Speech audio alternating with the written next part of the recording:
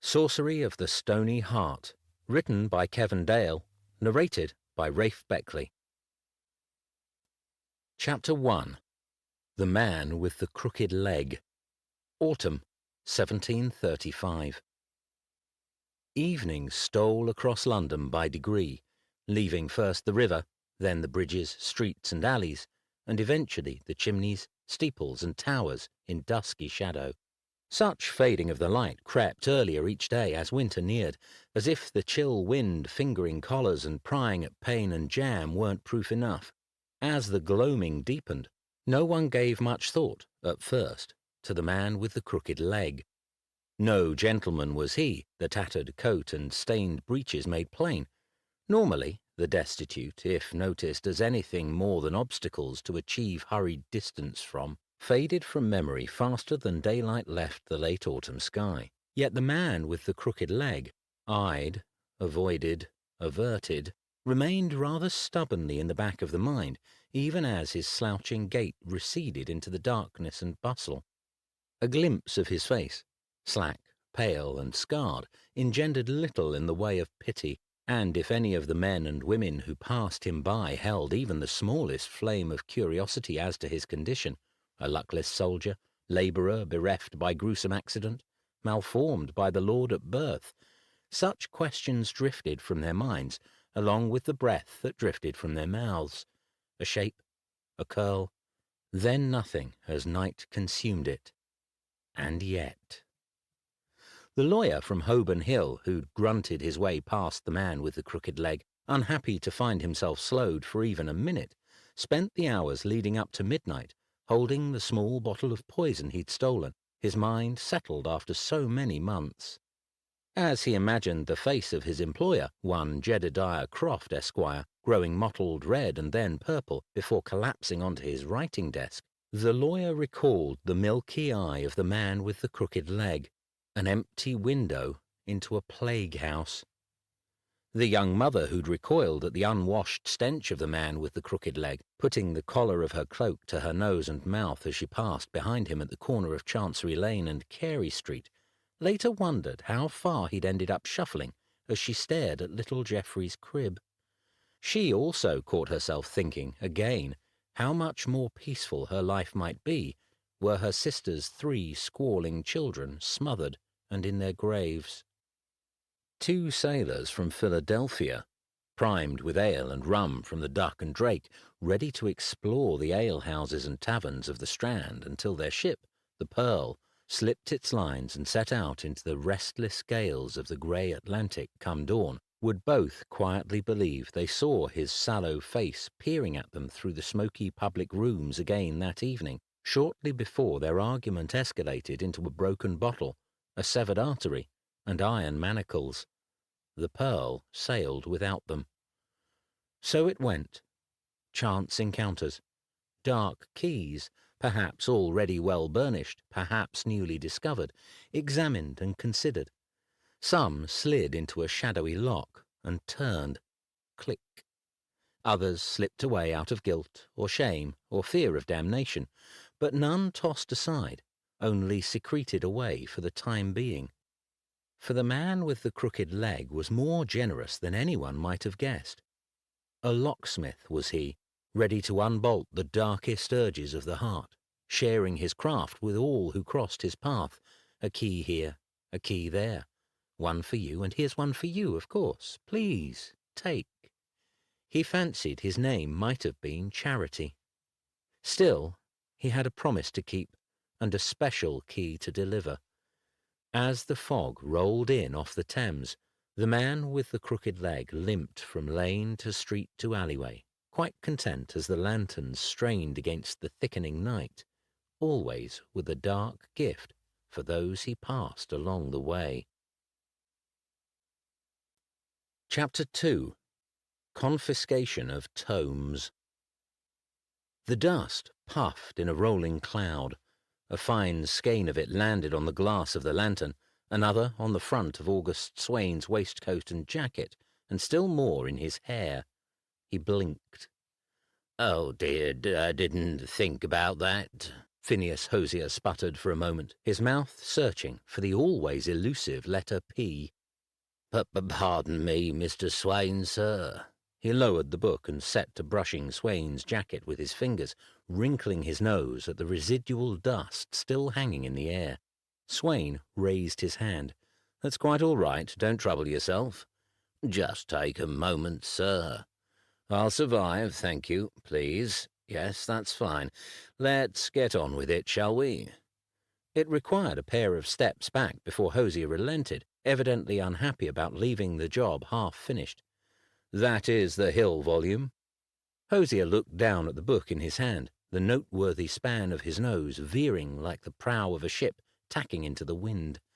His uneven eyes widened as though the sight of the book struck him with the thrill of discovery all over again. "Ah, yes, Derrick Hill, as I said, sir." He lifted the weighty book and caught himself just prior to blowing the dust from the cover and spine a second time, settling for wiping the leather with his palm in a series of fussy circles. Behind him, a wall-length trio of bookshelves rose to the ceiling of the narrow alcove. Each shelf, dusty as the Hill volume, bore a most arresting assemblage of books on magic. Under the confiscation of tomes on conjury and magic acts, possession of such volumes by a subject of the Crown was made criminal in 1649, punished by fines and imprisonment upon discovery. While the University of Cambridge was, in secret, granted sole permission to maintain the collection of books confiscated by the Acts, a brisk and illicit market for such works had continued in the intervening decades, necessitating the onerous precautions and security surrounding the university's collection. The visit hadn't come easily, nor cheaply. That Swain found the shelves sagging underneath 4 fraudulent tomes for every one genuine article didn't surprise him. Oh, there were the obvious real volumes one would expect to find in such a collection. Works by Gustav Koeffler, Alfred Summerfield, Thomas Wexler, Jérôme Barnave, Ephraim Rush, and others. Fine, as far as they went. Swain had read most of them when he'd still been a lad in Lincoln, and had long since moved on to more obscure works. None of those presented themselves among the dozens upon dozens of counterfeit tomes with such ridiculous titles as Sorceries and Hexes for the Versant Conjurer, The Laws of Inerrant Devilry, and Vile Keys to Witchcraft, books whose purview and pedigree hardly merited any place on any bookshelf, let alone being held under lock and key within the Acts collection. Whatever purpose they'd been written for, bilking the foolish out of money, frightening the lustful out of, or perhaps into, someone else's undergarments, goosing the attendants in nave and chapel by those underwhelmed by pastors' more mundane admonitions on the fragility of the soul, had nothing to do with actual magic or, heaven forfend, sorcery. Still, even a handful of worthless stones might contain a gem, should one know where to look. Swain took the book from Hosier. The words "spells of elemental transference" were embossed into the faded leather of the cover. Hill's work was nearly impossible to come by, but one run of his lone volume had been printed, totaling 90 copies. In the intervening half-century, beyond the more prosaic fates of silverfish, flood, and confiscation, there had been the dreadful problem of the magic within the book itself overspilling its bindings, as it were. The precise defect appeared to involve a transcription of a spell mellifluously named Hallowed Shallows of Shadowed Halos. It was a clever, perhaps too clever, interpretation of a classic tracking spell which leveraged the principles of transferent adaptation to divine the comings and goings of a targeted victim. Said victim would, ideally, be unaware of the curious patch of shadow that trailed several feet behind their head. Due to a flaw in the printing, or so Hill had claimed for the remainder of his short life, it wasn't uncommon for the book to seep shadows, often to the point where it became impossible to find. More alarming, a similar untamed expression of magic was tied to another spell within the volume, the unquenchable raven of fire. Swain opened the book with care. It appeared to be genuine and intact. The print still read well, the paper, while crisp, wasn't damaged, and the bindings hadn't loosened. "Well done, Mr. Hosier," he said. "I knew the name sounded familiar, sir." Swain scanned several pages. Yes, this was what he'd been looking for. Hill's reputation had been damaged by being the author of a frequently disappearing and occasionally self-immolating book, a book that any experienced practitioner of the unseen arts would think twice before introducing to their own collection, let alone their dwelling. Nevertheless, his research into the realm of alchemical influences on the principle of transferent adaptation had proven to be well ahead of his contemporaries. Swain had sought a copy of the book for well over a decade. "It's kept in a—" Hosier began. Swain flipped a few more pages while the man tamed his stammer and continued. "Box, box, lead-lined iron." "Yes, prudent." Swain closed the volume and tucked it under his arm. "Wouldn't want to burn down the university's library, now would we?" "So it's true, sir. Amazing. Truly amazing, all of it." Hosier crossed his arms and shook his head, putting in mind a sparrow in a bird bath, shaking off drops of water.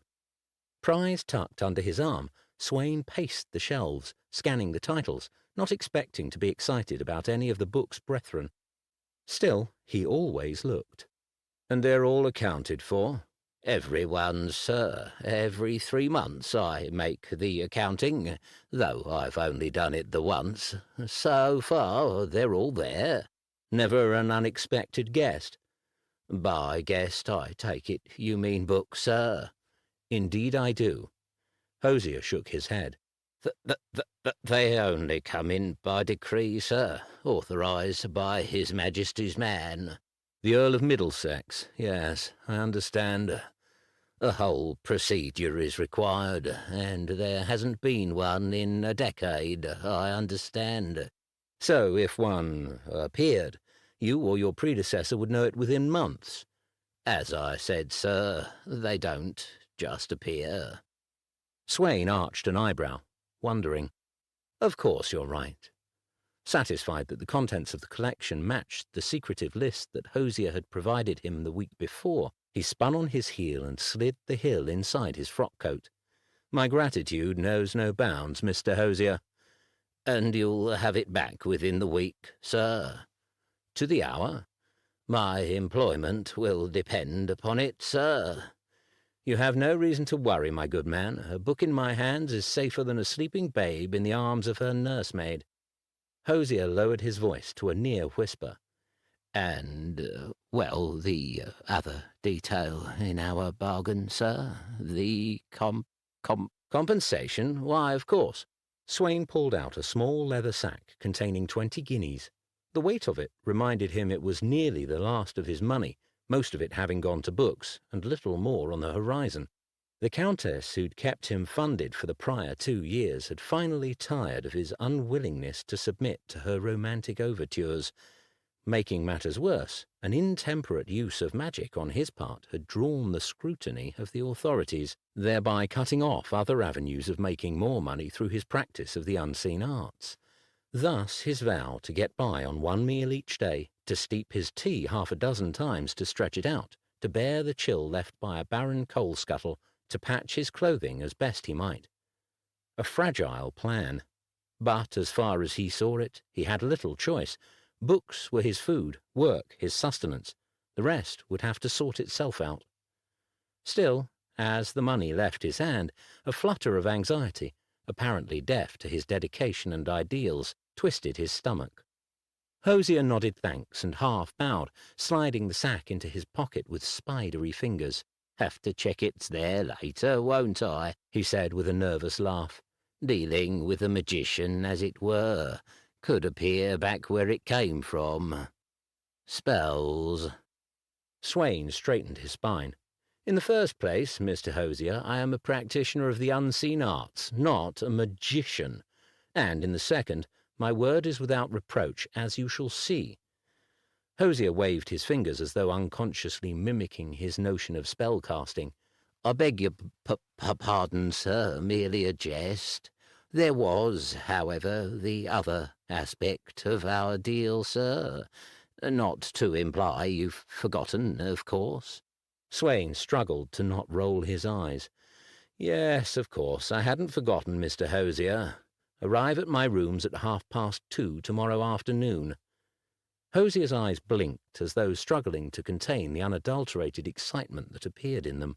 Swain didn't want to know what went through the poor fellow's mind. "Should I dress in any particular fashion, sir?" Hosier whispered.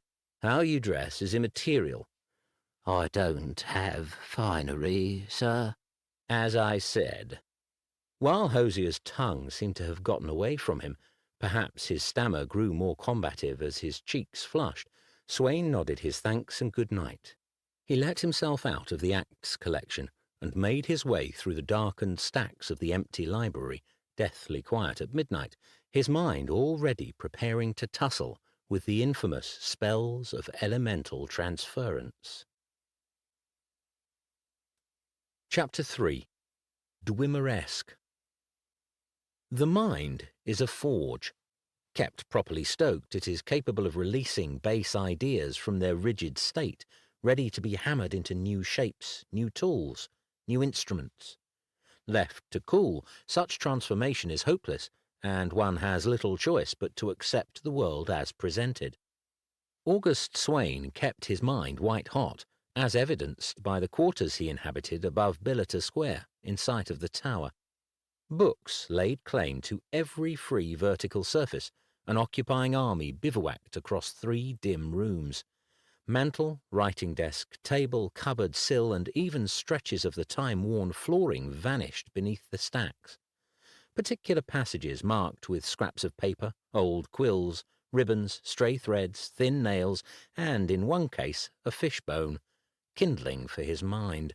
And, like a proper smith, additional tools of various utility sat within reach. Bouquets of quills, inkpots, sheaves of paper in quality ranging from correspondence-worthy to alleyway toss-off, magnifying glass, tinderbox, lantern, candle, rows of bottles, vials, and snuff-boxes, carefully labelled, containing powder, tincture, or flecks in a painter's palette of hues. Book-sized slabs of marble bore the scars and scorches of scores of experiments. Yet one might think that to watch Swain at work would have none of the drama of the blacksmith, the clang, the heat, the sparks, the subtle shadings of heated metal lighting the scene, the display of exertion and strength, man subjecting normally unyielding material to his will. A veritable glimpse of the engine of civilization itself, iconic and singular. Yet Swain, to outward appearances a slender gentleman of measured bearing, with a glint of unwavering intelligence in his gaze, had but 2 soft hands, unscarred by physical labour. Still, he put every blacksmith in London to shame.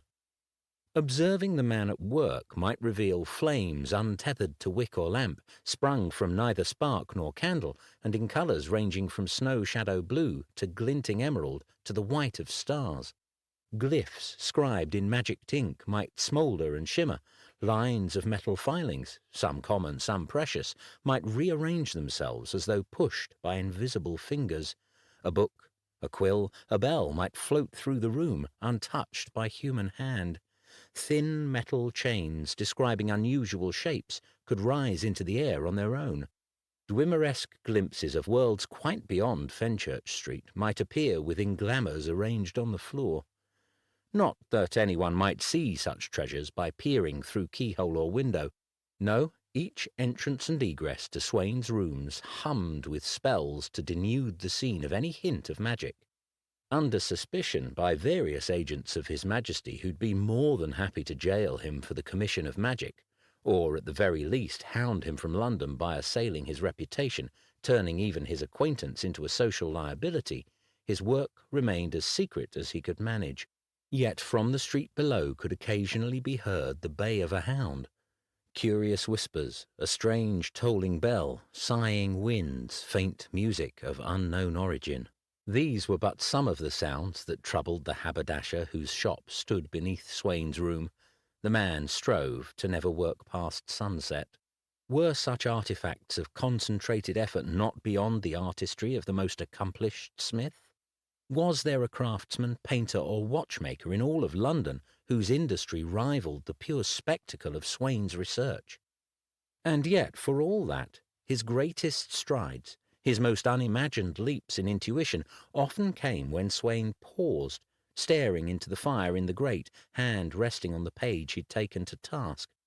Gears and springs of implication, connection, and insight exploded and reassembled. Those moments, silent but for the snap and huff of a common fire, the ticking of Swain's pocket watch.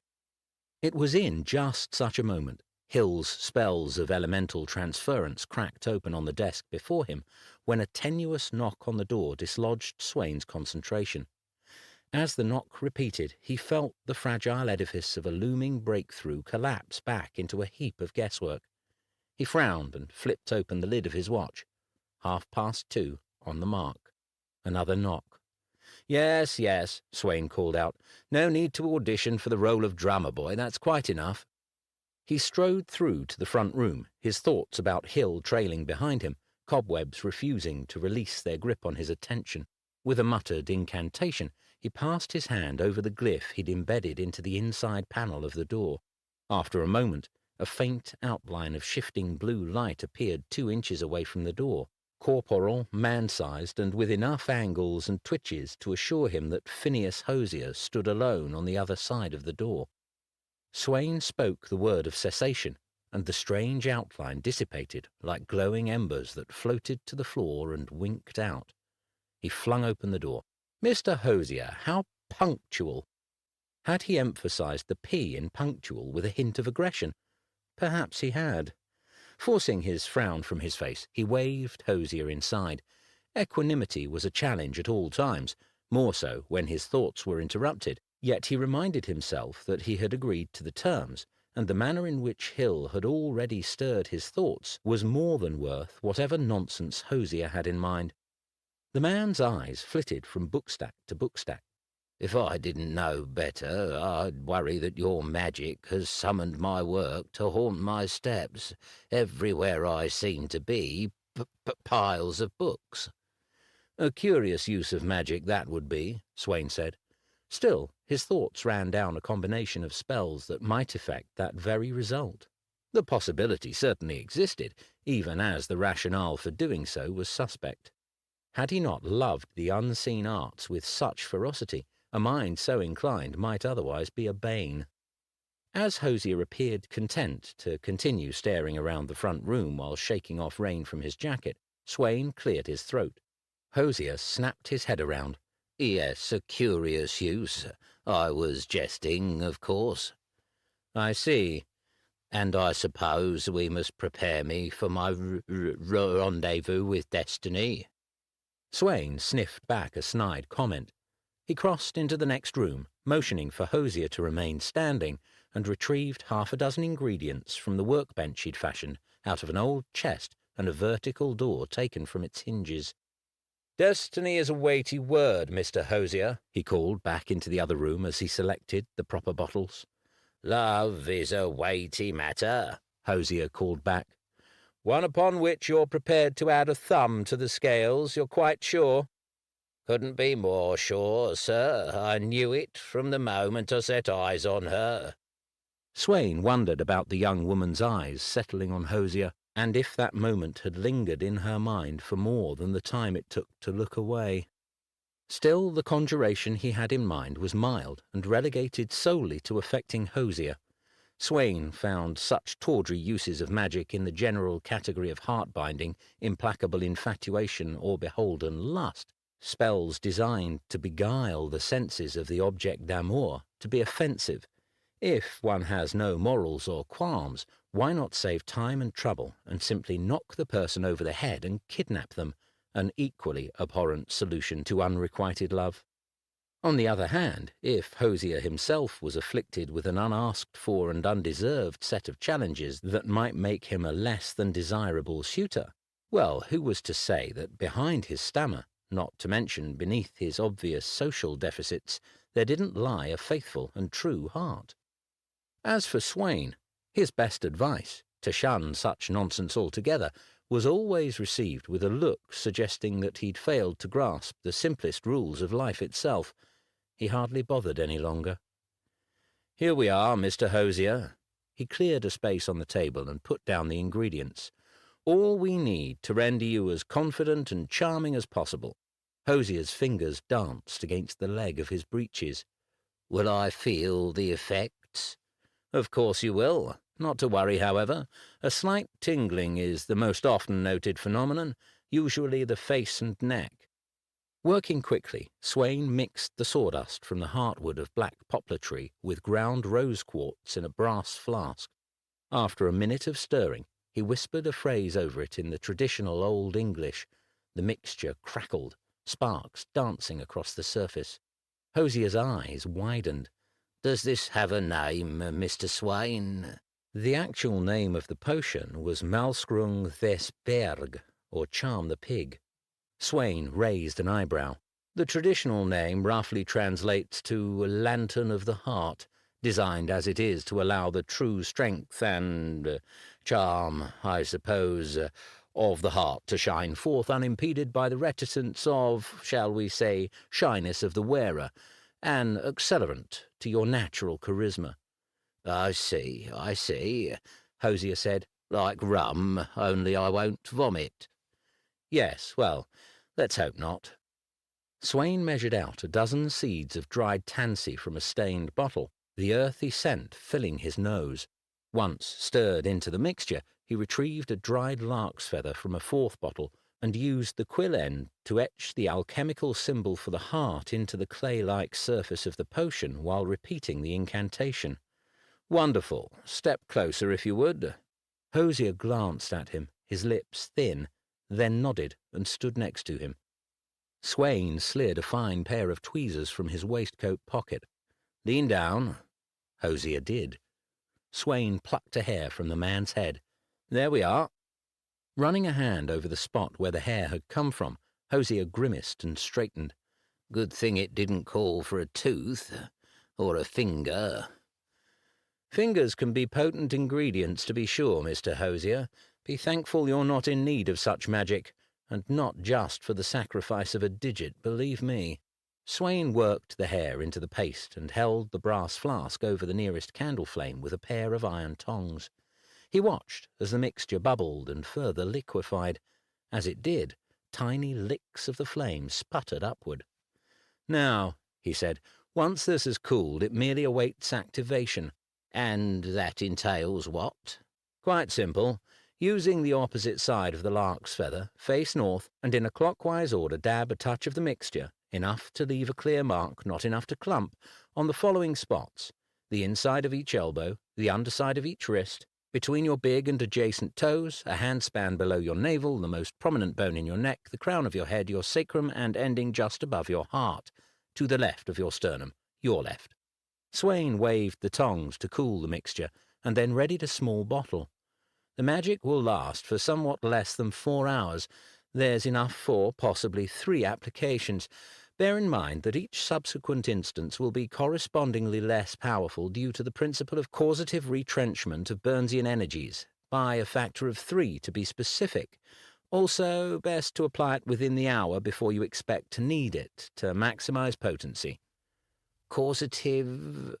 Hosier's brow furrowed. Surely you'll be joining me, Mr. Swain. I'll never remember all of that. You remember the location of hundreds of books in the library, do you not? There's a system. I can write it down for you if you wish. A system. But I would feel much safer with you initiating the magic, sir. I've already initiated it. What if I make a mistake? You won't. It's trivial. I'd really feel much more confident if you could at least be there while I did it. Swain wondered how Hosier ever accomplished anything in life with such a paltry supply of confidence to draw from. 1 cardinal direction to locate and face, 11 spots to mark. What could be more simple? Then again, the man was an assistant to an assistant librarian, had worn the same pair of breeches and shirt each time Swain had spoken with him, and apparently lived under the stairs in the house of his cousin, a baker with 6 children, on Fan's Alley. Perhaps he'd never actually accomplished anything, and there he was, dreaming that a woman might be drawn to such a man. For most people, Swain supposed, dreams were no more than ghosts from a future that would, in all likelihood, never come to pass, immaterial, yet haunting just the same. "Fine," Swain said. "When do you need it?" "Why, today, sir," Hosier nodded, "and I thought you might accompany me to the theatre. Catherine is an actress, playing Cordelia in King Lear at the Theatre Royal, Drury Lane. Wonderful, sir. I've seen it 7 times this month. Nearly ran out of money." An actress? Swain wondered if he'd picked a strong enough magic. "Tell me you've spoken with this Catherine, Hosier." The fellow nodded so vigorously that Swain thought for a moment he was having a fit of some kind. "Marvellous, marvellous woman. Eyes like windows into a world I'd give anything to see. I thought them sad at first, but they miss nothing. The eyes of an artist. A smile like spring after winter. Hair that tumbles across her shoulders like a precious mane." "Yes, I can see you've had your fill of Shakespeare," Swain said. "And you've spoken with her?" "I have, sir. The finest minutes of my life. I praised her performance. Gracious she was, and kind. Asked me my name, my profession. Amazing, sir. She laughed at a jest I made." Anything was possible, Swain conceded. Fine, he would accompany Hosier to the theatre. In fact, it might well be productive, inasmuch that the impasse he'd reached with Hill cried out for mental redirection.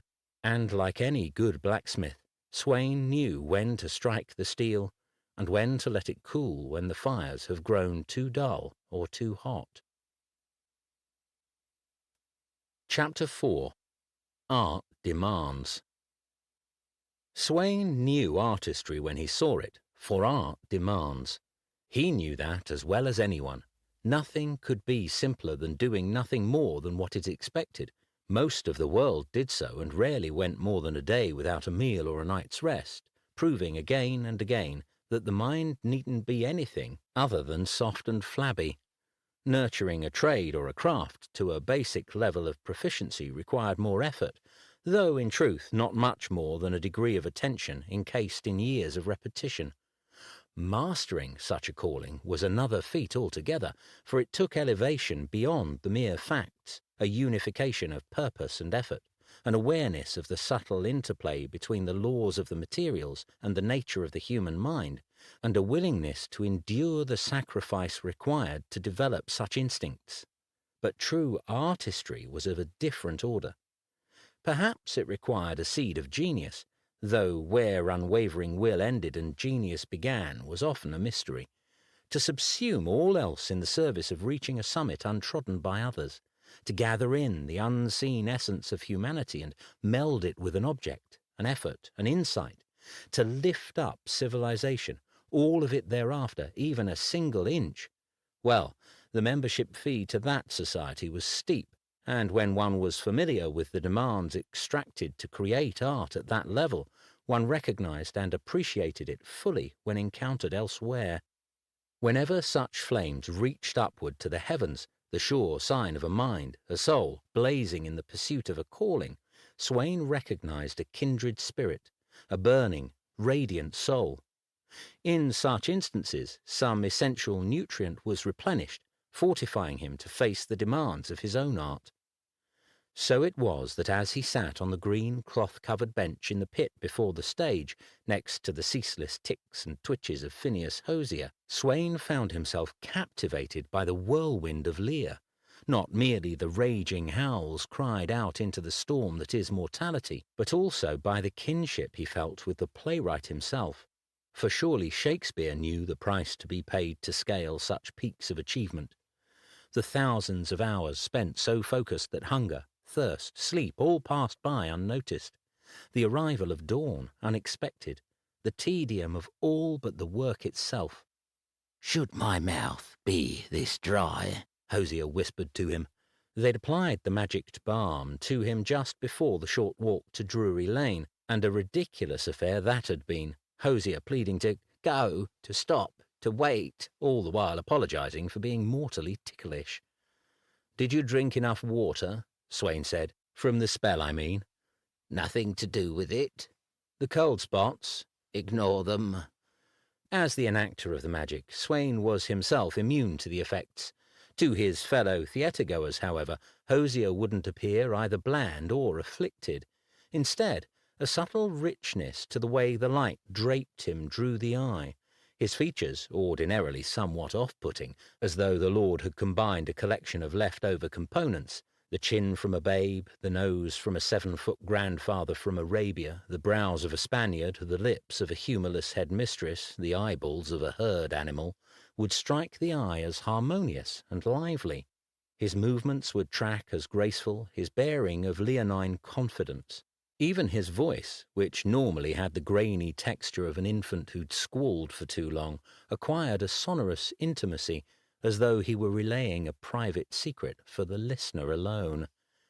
Sadly, it remained unchanged for Swain, as Hosier muttered and questioned whether imaginary side effects of the potion weren't spiralling out of control from one minute to the next. As the play reached its denouement, Swain had to admit that Hosier had been right about two things. The actress Catherine had a talent that outstripped the rest of the company, and only a potent helping of the unseen arts offered the slightest chance that she would manifest the smallest spark of affection for him, and even that might be too much to ask of the art.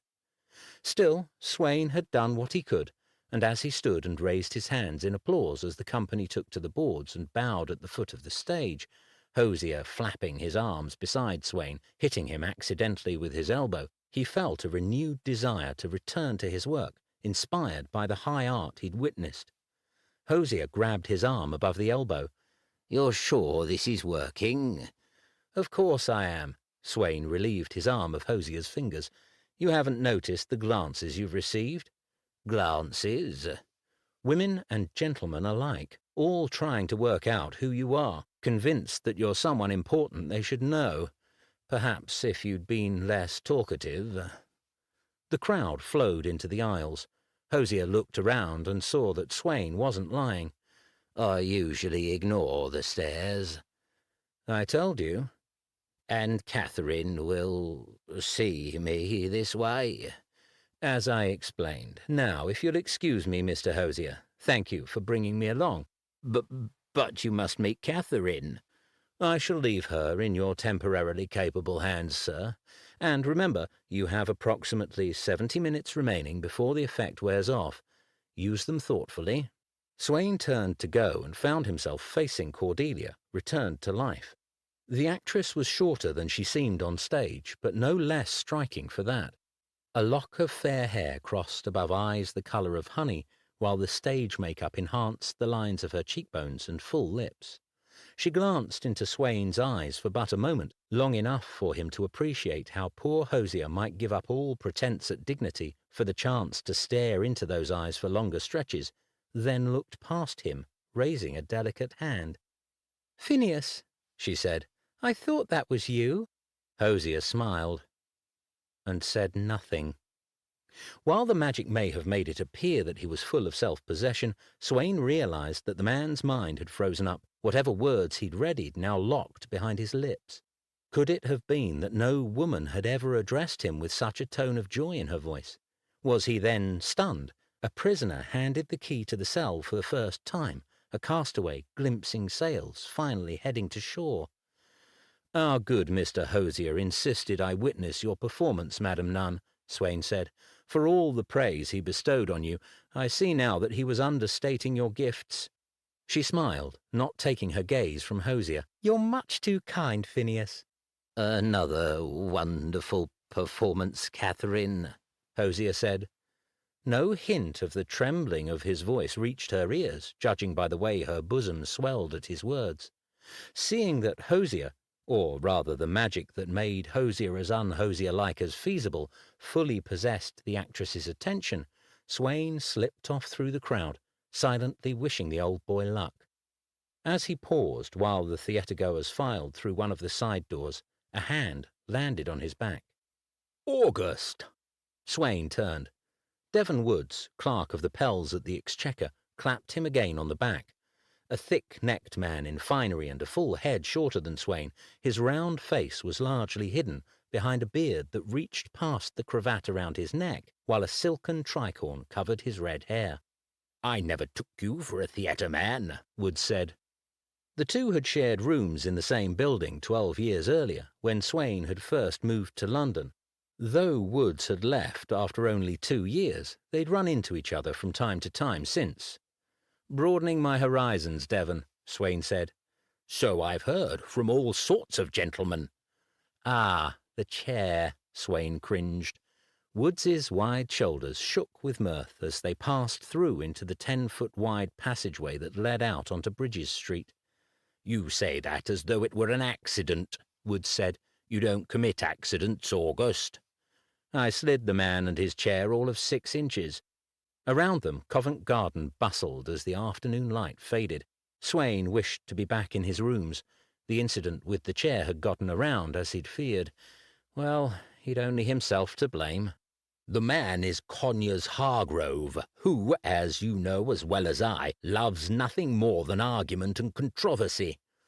Since Harwood was the former principal librarian at Cambridge and the current professor of fossils in the university's Department of Earth Sciences, Swain had thought Harwood might be sympathetic to his bid for access to the Acts collection. The man had so studiously rejected Swain's assertions that Swain had retorted with a crass display of magic. Well, he didn't have much of an argument left, Swain said. "And you think that will stop him? No, you've poked the bear, August. He's evidently told everyone who crosses his threshold about your delirium. Even I've heard it." "Delirium? What nonsense is this?" "He claims you suffer from visions, hallucinations, a wee touch of madness." Woods shook his head. "That you've delved too far into your studies of the literature of magic and finally bitten the forbidden fruit." "My approach to my studies involves considerably more rigour than anything Harwood has done in decades, and he bloody well knows it." Swain's shortest fuse lit anew. The disdain with which the allegedly honed minds of the scientific community viewed the unseen arts never failed to rile him. I ought to have hurled him and the chair he sat his cushioned arse on straight out of the window. "Be thankful he didn't seek charges. His wife's niece is married to Lionel Sackville. Now there's a man who'd like to see you jailed. They don't care for each other, luckily for you." Swain bristled at the mention of Sackville, a man of considerable influence at court, who went to sleep and woke up with thoughts of how he might further the Lord's war against Satan by branding nearly every advance of any note as tainted with the sulphurous stench of hell's machinations. The Acts forbidding magic in England stood on par with the Gospels themselves in Sackville's accounting of the world. Yes, and they're both wrong, fools. Woods watched him closely. "So you really did it?" "The commission of magic is a crime, forbidden by law," Swain smiled. "Of course I did." "I have to hand it to you, August. You've stuck by your guns. I used to think it no more than a colourful story to pass on if the topic ever came up. The most brilliant man I'd ever met, convinced there was something to all those old books, never wavered." "No, I never did." "And is there more?" Swain crossed his arms, frowning, thinking about the damage to his name caused by the insufferable Conyers Harwood. "More what?" "More of what you can do." "Well, I haven't spent the past decade studying how to rearrange the furniture, if that's what you mean." Woods hooked a thumb in his jacket pocket. "Have you ever met Thomas Summerfield, recently of Bath, now here in London?" "Thomas Summerfield? Who is he?" "Well, number one, he's exceedingly wealthy. Number two, he comes, or claims to come, from a line of magicians from before the Acts. Grandfather was someone of note, apparently." That caught Swain's full attention. "You don't mean Alfred Summerfield?" Woods nodded, pointing. "That's the one." "The man was a giant," Swain said, "changed the course of English magic." He'd read and reread all of Summerfield's books over the last decade, convinced that his work in the field of harmonic shadow theory put him in the rarefied company of Newton or Bacon. Had the cowards on the throne, and the many ministers slavering for any advantage, and the fops in dark robes throughout the Church of England and the Vatican not been blinded still by the superstitions of illiterate Iron Age peasants, England might have already shrugged off the chains of gruelling labour, fatal infirmity, and debilitating ignorance. So claims Thomas, and I believe that he's more eager to put his wealth behind any efforts to bring such work back to respectability, Woods said. He'd best not let Sackville get wind of his delirium. I'll advise him to leave all nearby furniture in place, save by human hand. Woods took Swain's arm and moved him out of the way of a carriage lumbering down the street. Honestly, I can't imagine why I didn't think of you sooner. He believes what you are expert in and has the means to do something about it. And unless you've conjured up a fortune for yourself with your chair relocation endeavour, a friend like that could be awfully useful in countering the arguments of Harwood and the like. I can arrange for a meeting. What do you say? Swain straightened, buttoning his jacket against the wind. Delirium. Such nonsense, especially from one sitting so comfortably within an establishment built on the reputation of a handful of true visionaries but populated by the mediocre, who excelled at nothing as much as they did at playing politics, curating influence, and inflating their own import. Shameless ingratiation had never been for Swain, and he had the frayed clothing and skimpy coal scuttle to prove it. If that's what it took, well, art demands. A fine idea, Devon. A fine idea, he said. Chapter 5. As London Slept. All it took was a scent, the lightest impression left in the air, the lingering hint of the hidden presence. The man with the crooked leg stood before the darkened theatre, sniffing. Yes, there it was, so difficult to find. Yet even as he'd crossed miles of empty countryside, forest and fen, the lonesome roads, mountain passes, rivers and channels, sparse towns, and finally the teeming city, he hadn't forgotten it.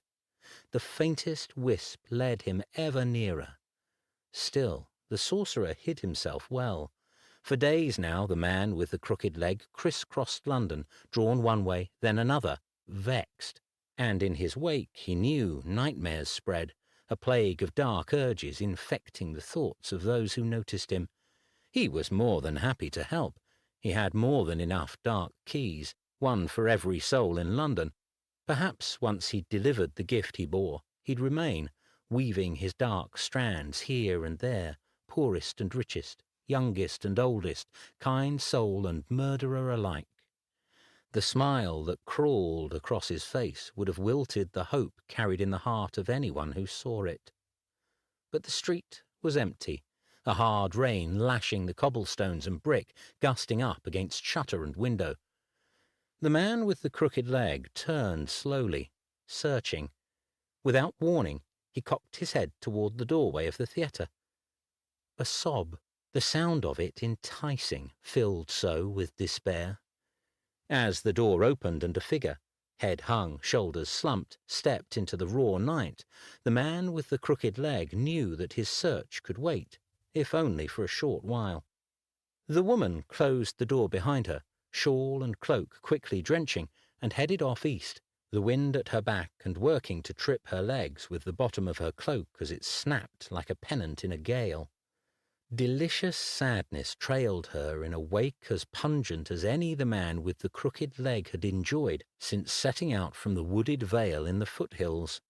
How could he refuse to help a heart tormented so? The chilling smile faded from his lips as he set out after the weeping woman.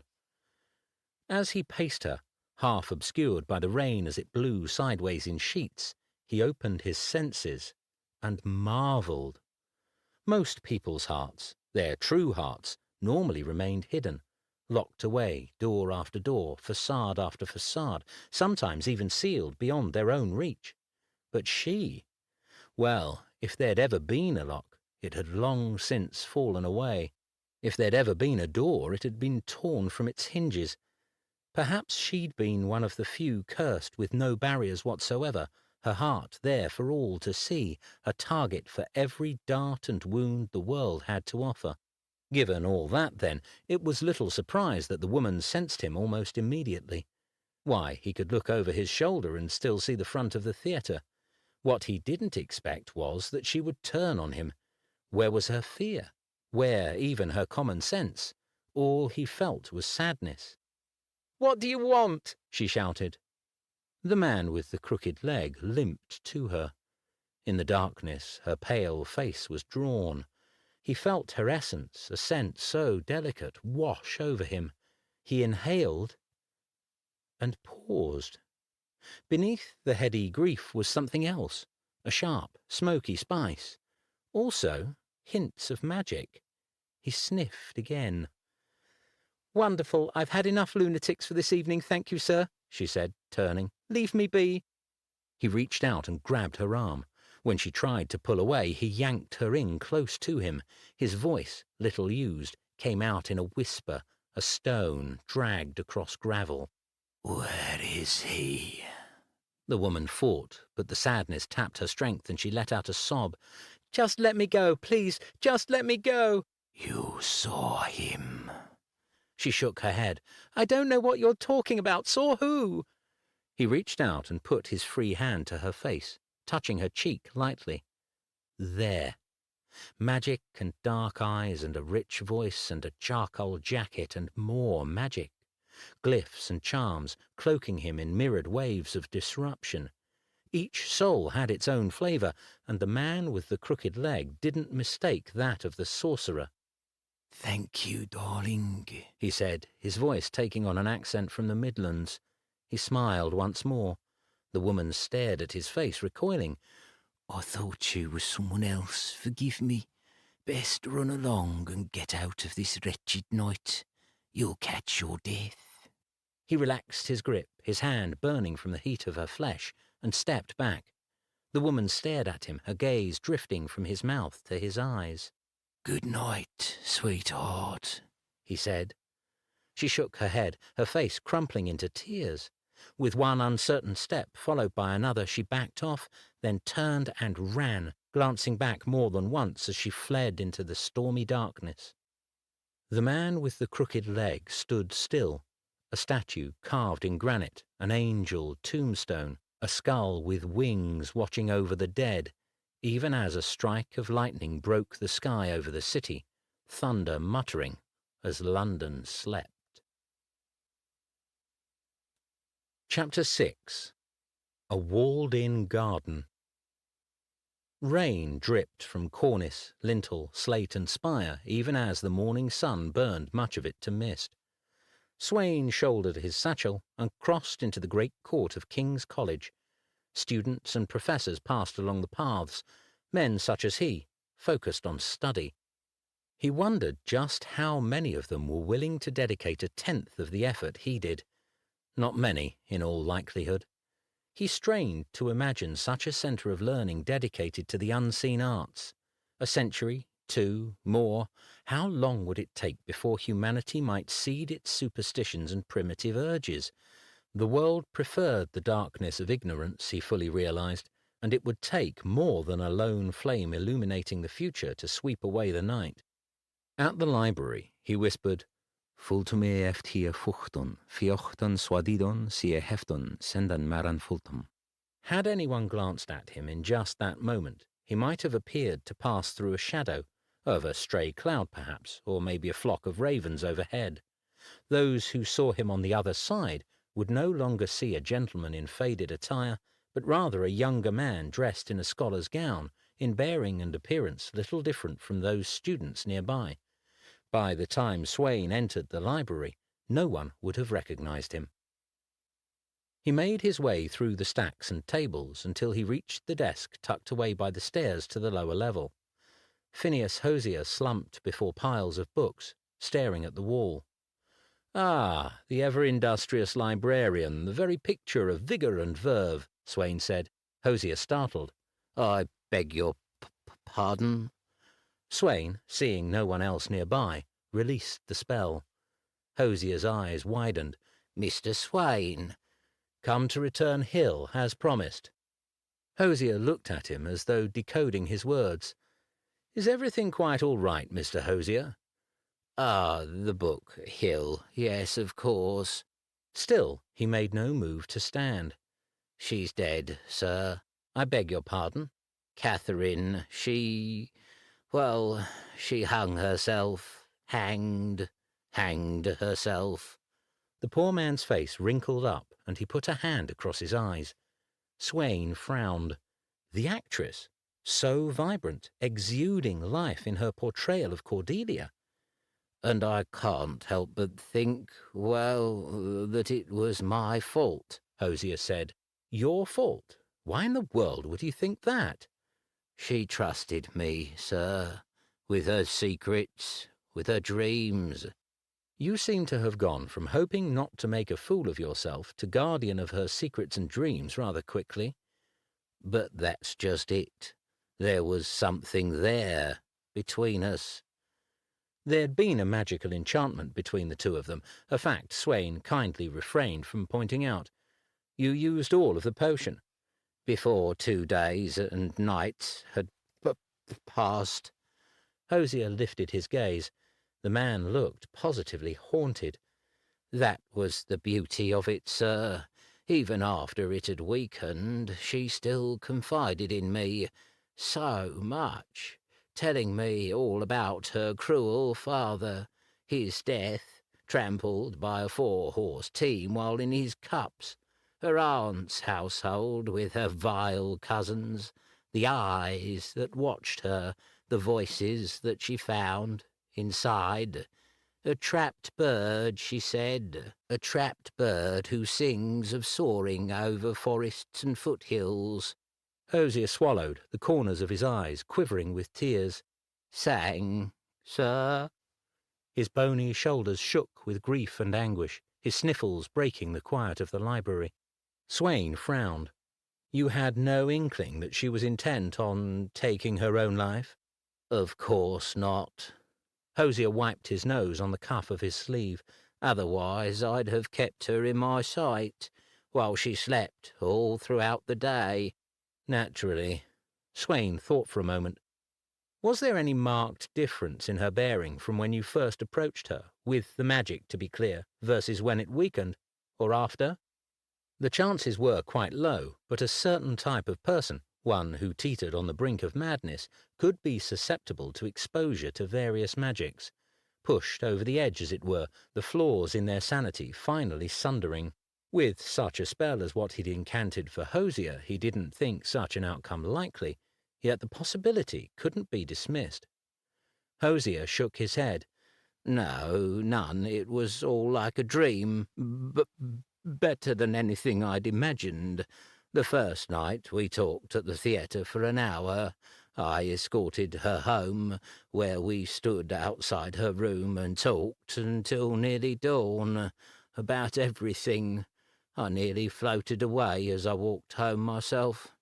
She wanted to meet after the next afternoon's performance. That, of course, required a second application. Remembering what you'd said, my nerves had me by the scruff, I can fairly say, but it went even better than the night before.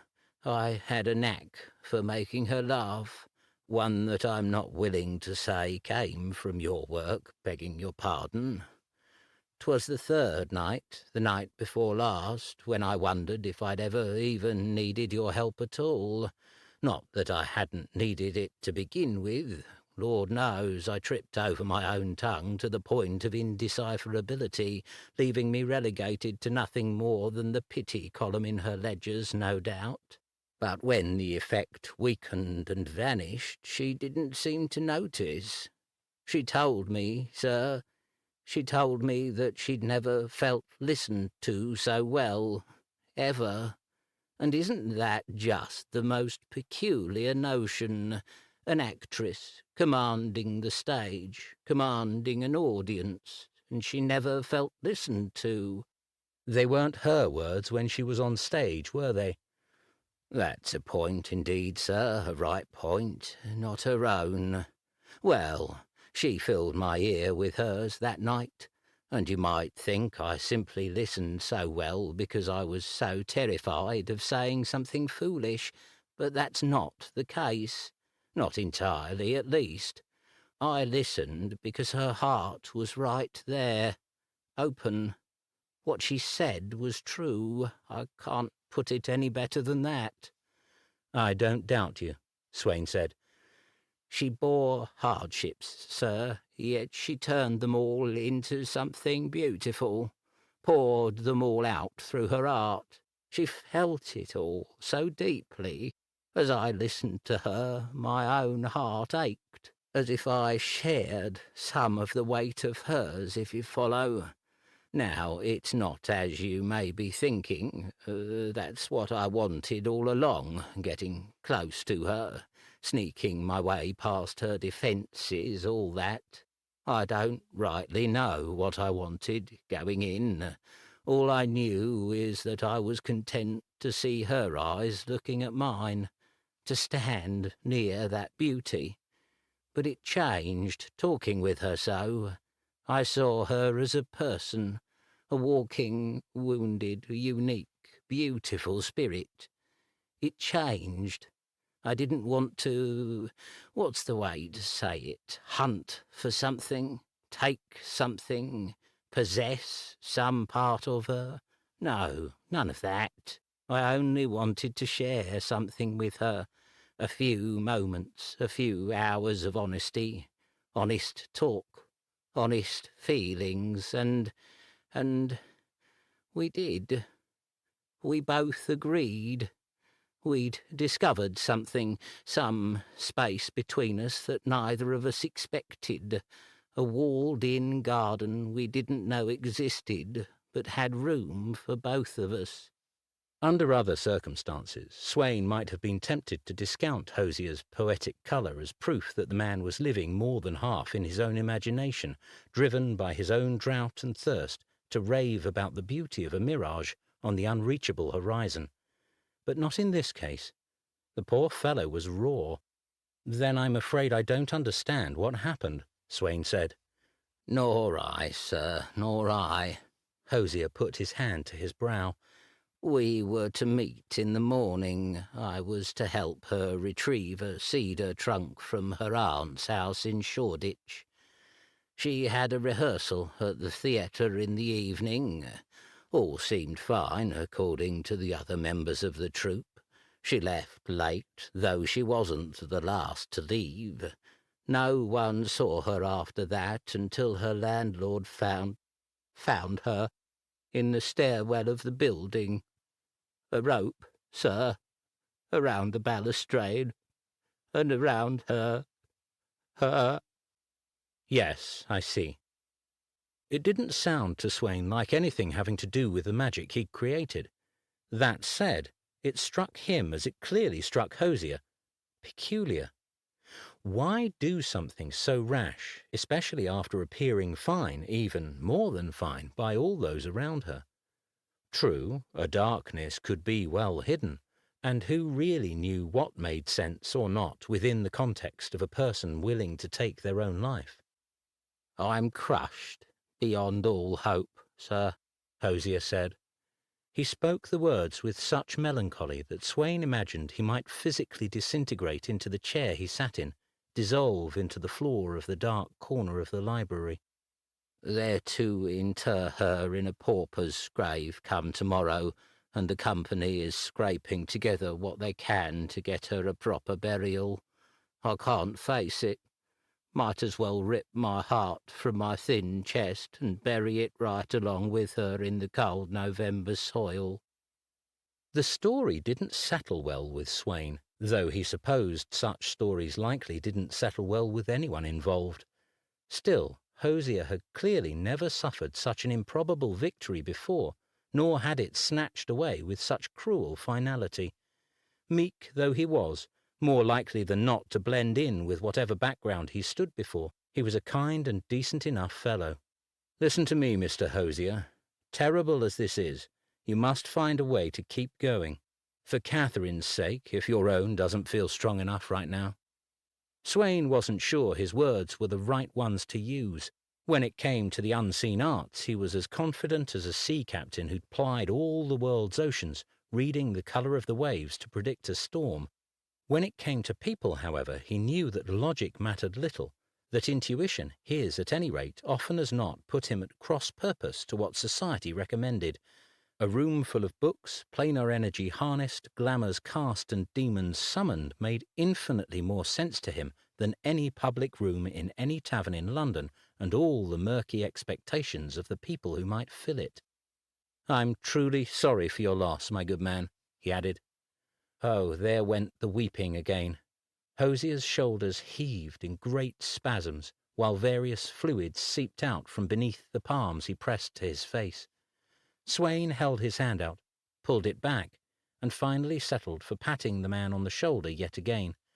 It worked significantly less well than a spell might have, as far as he could tell. Chapter 7. Harmonious Entrainment.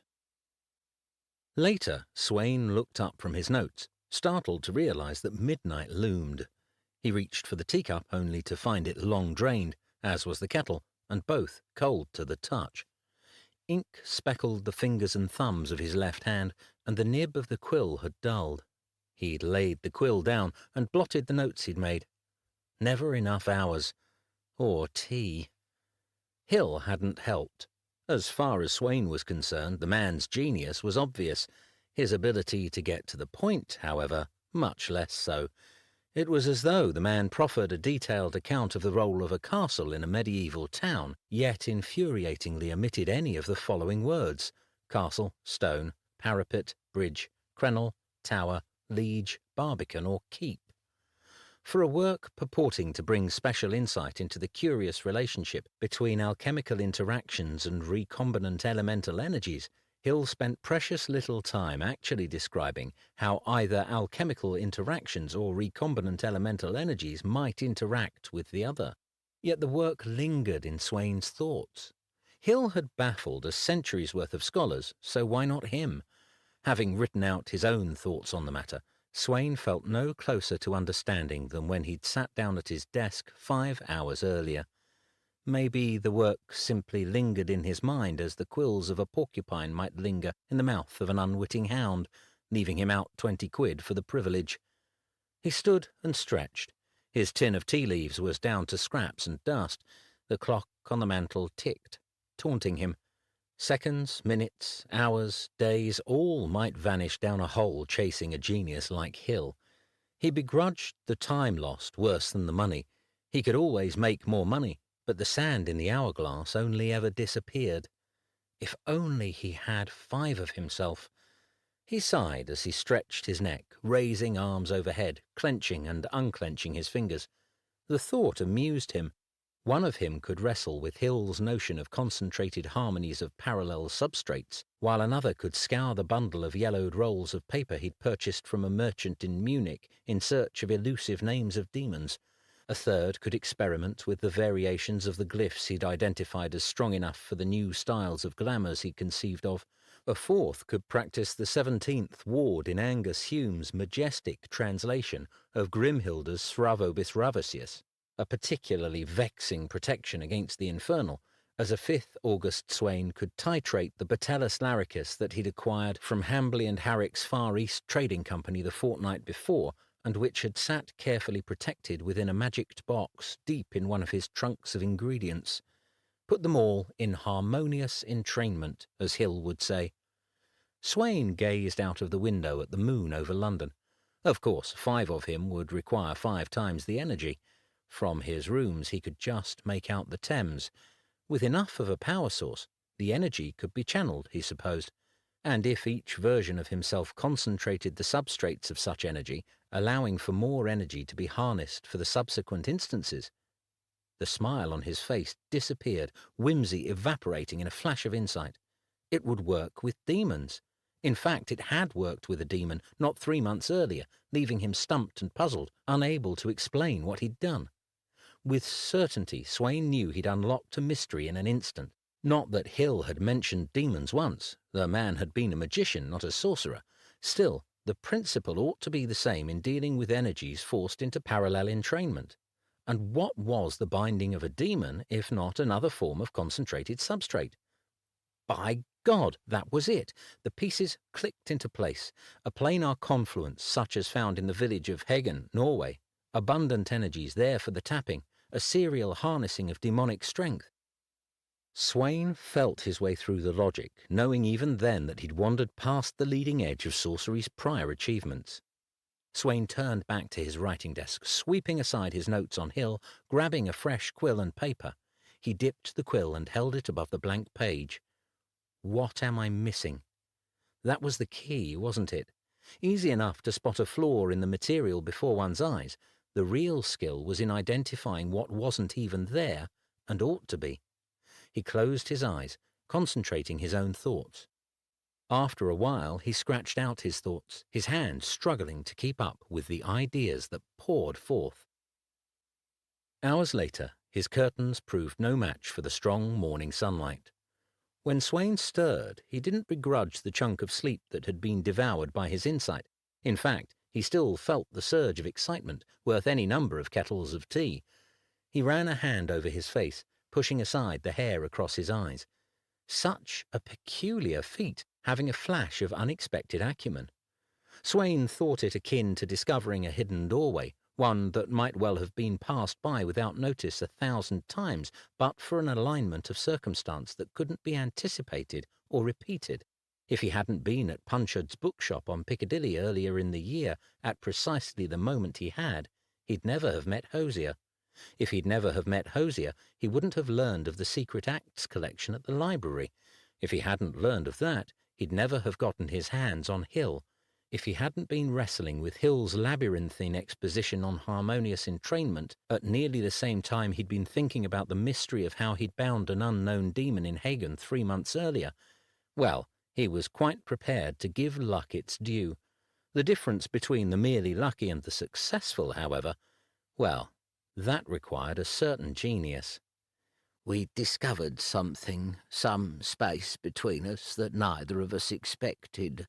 A walled-in garden we didn't know existed, but had room for both of us. Swain recalled the words of poor Hosier. Had it been a similar feeling between Hosier and the doomed actress? Of course. Uncovering a future where none had been apparent. Discovering a connection, a profound, electrifying connection that changed all that came before it. He supposed it must have been the same for Hosier at least. Sitting up, he wondered again about the woman, the actress. She must not have felt the same, despite Hosier's protests to the contrary. Otherwise, why take her own life? The eyes that watched her, the voices that she found inside. A trapped bird, she said, a trapped bird who sings of soaring over forests and foothills. As Swain reached for his breeches, he paused, recalling what Hosier had said the actress had told him.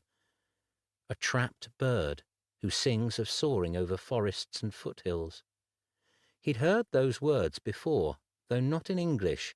Maybe that was why he hadn't registered them the moment Hosier relayed them. Maybe it was the shock of hearing of the actress's suicide, or the need to comfort Hosier in his despair. The shock fell across Swain like ice water. He scrambled off his bed and rushed into the next room to crouch before one of the many bookcases, the one where he kept the volumes of his summoning notes. Chapter 8. The Demise of Hagen. 3 months earlier. Climbing over a tumbled stone wall of what had once been a churchyard, a 6-foot spar of iron tore from an old gate and hurtled at Swain's head. With a snap of his arms, he deflected the spar with a spell, sending it clanging across a slanted headstone. Before the metallic racket ceased, however, half of the headstone cracked apart and shot at him like a cannonball. He only had time to drop to the ground, missing having his head taken off by the merest of inches. Lifting his head, he felt a surge of gratitude. The trip had been worth it. Scanning the remnants of the village of Hagen, huddled along the eaves of the pine forest, he wondered what sort of fiend he was dealing with. Rotted roofs had given way beneath nearly a century of abandonment. Wind and rain and sun gnawed away the remaining wood, earth stains and mildew claiming the rest. Timbers canted like the ribs of dead beasts picked clean. Chimneys and stone foundations appeared little different from the granite markers lurking beneath moss and lichen in the old cemetery. Beyond rose the wooded hills of Krokskogen. Sweyn had left Oslo 3 days earlier, following sparsely marked roads on horseback, questioning the wisdom of extending his book-buying trip on the continent in order to chase down a rumour supported by little more than guesswork.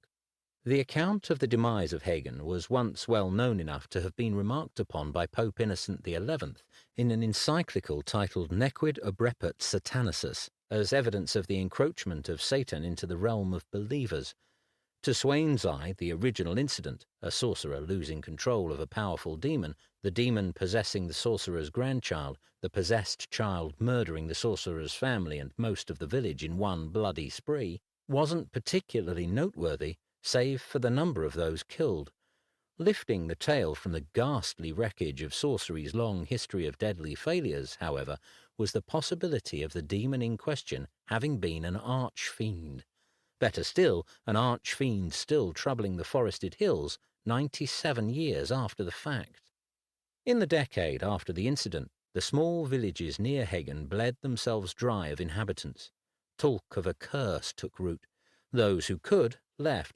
Those who couldn't, or wouldn't, endured for a time until, handful by handful, individual by individual, they all passed on. Some died, while others vanished, never heard from again.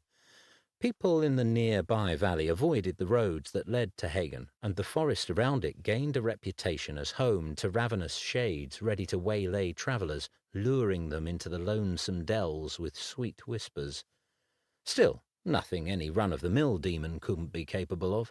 The story piqued Sweyn's interest, however, when he came across accounts of a well-regarded German magician by the name of Heinrich Flüsse having explored the area in the mid-17th century and amassing a number of compelling readings indicating disturbances in the unseen planar energies converging on Hagen, disturbances of a scale beyond that which might be explained by a demon of the more common strain.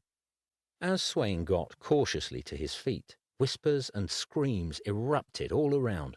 He hurried by the tumbled church, noting stenches, marked shifts in temperature, shadows seen only in the corner of his eyes. By the time he reached a safe corner of the ruins to shield himself, a rusted bell from the slanting steeple flew at him, taking out 6 bricks, stinging his face with shards of mortar and stone, leaving his ears ringing. A potent demon indeed. Keeping himself protected as well as he could with a number of wards, he crouched and darted along the length of the church. Not far off stood a cabin in better shape than the other buildings he'd scouted, so he sprinted for that, dodging a series of projectiles, including an assortment of cutlery, animal bones, and enough stones to build a respectable field wall. Crashing in through the cabin door, he slid on a spray of old leaves and lost his footing, slamming down on one knee with a grunt. Before he'd even stopped his tumble, he swept the satchel off his shoulder and poured out the materials he'd need to ready the room for the summoning. Hands steady, he installed specialized glyphs in the doorway and on the windowsills, moving quickly. Once that was done, he cast a series of sealing spells along the 4 cardinal directions just inside the walls. The mayhem continued outside, rock and branch banging against the planks with tremendous force, but he knew he was, for the moment, safe. Slowing his breathing, he instantiated 7 glamours across the floor, concentric circles alternating magic dash and iron filings imbued with powerful spells of protection. Inside the innermost circle, he placed a small steel key. The only clue, in retrospect, he'd embarked on the most perilous summoning of his career was the strange way in which his shadow doubled and trebled across the floor for brief moments. The low, slanting rays of the late summer sunset came in through the open doorway and missing windows, leaving his shadow to stretch across the floor and up the walls. He studied the peculiar effect on his shadow, but dismissed it as some form of unexpected interplay between his precautions. Silence from outside. Sweyn cocked his head, listening. "You're curious now, aren't you?" he whispered. "Well, wait and see what I have in store for you." Readying his ingredients, Sweyn soon began the summoning, following the traditional structure designed to maximize both the focus of his mind and the potency of the spells of binding. Known as the keystone of the infernal, The process is divided into sections, each of which performs a specific function in the subjugation of the demon's will. As he recited the first canto, he felt the familiar shift in awareness brought about by a demonic summoning. One part intense concentration, one part expansion of consciousness, as though the world both sharpened and loosened at the same time. The words he spoke fell flat in the still air of the cabin, but as he continued, some of them took flight, sounding as if spoken in a large stone chamber, echoing queerly. He sensed an unevenness to the canto, strange lulls where the growing strength of the incantations flagged, grew slack. By the time he reached the first speaking of the demon's name, the section known as the Nomino Daemonium, he knew the energies in the cabin were far from normal. The moment he spoke the name gleaned from the accounts, Svaradaranava, he recoiled, his voice crackled like blazing fire in his ears, and smoke poured from his broiling mouth. The cloying stench of burning feces filled his nostrils. Though he'd never experienced it before, he recognized the phenomenon immediately. Vox Satanus, or Satan's voice. In effect, a proximity-based curse, the Vox Satanus was a defensive magic of certain demons meant to deter the speaking of their name, that irresistible lure that drew them into the trap the sorcerer set. Swain gasped and waved away the smoke, spitting and wiping his mouth, continuing the summoning. While the effect of Vox Satanus was disconcerting, it did little in the way of damage to the summoner's mouth, serving mainly as a distraction. So he continued, moving into the section known as the stitching of the name, wherein he repeated the name of Svaradalanava 13 times, each time stepping counterclockwise around the circumference of the binding glamour he laid out on the floor. Smoke filled the cabin, roiling from Swain's mouth. Each repetition increased the sound of the blaze in his ears until he heard little else. In fact, his ears would ring for days afterwards, and it would be even longer before the smell of soot left his nose. Upon the final invocation of the demon's name, the lines of iron filings lit up with a dull gold, the illumination shifting and brightening as though heated in a forge. Above the circle, the air shimmered. The demon manifested, unseen. All around the cabin wood creaked as boards strained, as the pegs in the beams squealed, as the stones of the hearth cracked. Yet none of it, all potential weapons the demon might hurl at Swain, gave way, protected by the glyph work he'd enchanted throughout. Frigid currents of air flowed around him, sending his skin prickling into gooseflesh, tightening his scalp. Swain ignored it all and readied the first incantation of the summoning's next section. For that, he needed to create what was known as shadow lock, the first step in the lengthy binding process. He turned to the quartet of candles he'd readied. One at a time, he lifted the candles and coaxed a flame to the wick with the word Ignis, placing them at the cardinal points along the glamour. As he spoke the first lines of the incantation, the demon shrieked, a high, piercing sound that came from everywhere and nowhere, loud enough to send thin spills of dust from the decrepit ceiling falling through the fading light of dusk. Swain ignored it. The fiend could shriek all it wanted to. It wasn't going anywhere. In fact, Swain preferred the demon fuss demonstrably. It made the remainder of the binding easier, as it made it possible to read the demon's stratagems without doubt. Of all possible opening gambits, the only one Swain dreaded was known as stillness of the silent heart, wherein a subtle fiend would make no sign whatsoever that it had arrived, not a breeze, not a chill, not a whisper, nothing. With no reveal, the summoner was left to carry on with the binding as though alone in a room, and in the silence, a ruinous seed of doubt could take root in the sorcerer's mind that might lead to a misstep. Doubt was the true bane of sorcerers. No, he'd much rather the demon make its dismay at being summoned apparent from the start. While the demon grunted, hissed, screamed, and panted, Swain proceeded methodically through the steps of the binding. He ended the stitching of the name without incident, satisfied to see the lines of ash lift off the floorboards and turn slowly within the circle of glowing iron. The first half of the next incantation, a lengthy recital of 16 couplets designed to locate the contours of the demon's will, went well, but when he reached the 9th couplet, a wave of vertigo came over him. Such a sensation wasn't altogether uncommon in sorcery. The phenomenon was known as leaning past the beyond and was related to an incursion of planar forces during an active incantation. Such energies had the power to turn the spells crooked, distorting the careful magical underpinnings as they're spoken. Worse, it could be an indication that the demon has found a purchase in a different plane in an attempt to wrench itself free. Swain fought the urge to steady himself. His eyes wanted to roll as he found himself looking at the glamours as though they were on a vertical wall where he stood, about to slide and collapse onto them. The feeling raced up and down his body, wanting to pitch him forward. Worse, it sent a reflexive jolt of panic through him. At that very moment, one of the 4 candles flew across the cabin as though struck with a mallet. Swain froze. This far along in the binding, the demon shouldn't be capable of such disruption, contained as it was within the activated glamours. Worse, the balance of the magic he'd put in place was disturbed, which would only allow for more such malicious efforts by Svaradalanauer.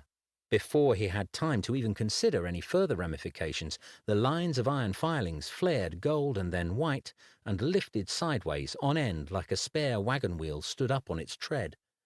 The air between this new alignment of the iron glamour and the ash glamour, still on the floor where he'd created it, crackled with strands of miniature lightning, bursting and snapping, reaching out and jolting anything metal within the cabin. The instruments within Swain's haversack, the buckles on his shoes, the pendant and chain around his neck. "Aufhören, höllische Teufel!" he shouted, using the German version of the most powerful ward against planar intrusion he knew.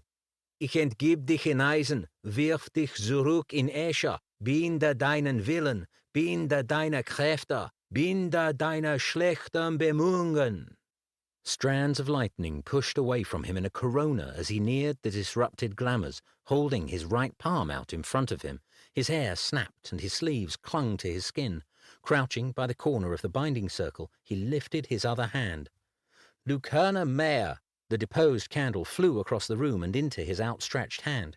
Repeating the incantation, he slammed the candle back into place. Flames leapt from the other 3 candles to the wick of the 4th, fire and lightning dancing in the air. Swain strained against the massive energies until he felt the power of the bindings lock back into place. Before he could as much as congratulate himself, a tremendous weight crashed into him, sending him splaying out into the binding circle. To break the integrity of the glamours was bad enough, but having been caught unawares left Swain stunned for a critical few moments. Before he could speak any defensive wards, unseen hands wrenched him into the air, stretching and pulling his limbs.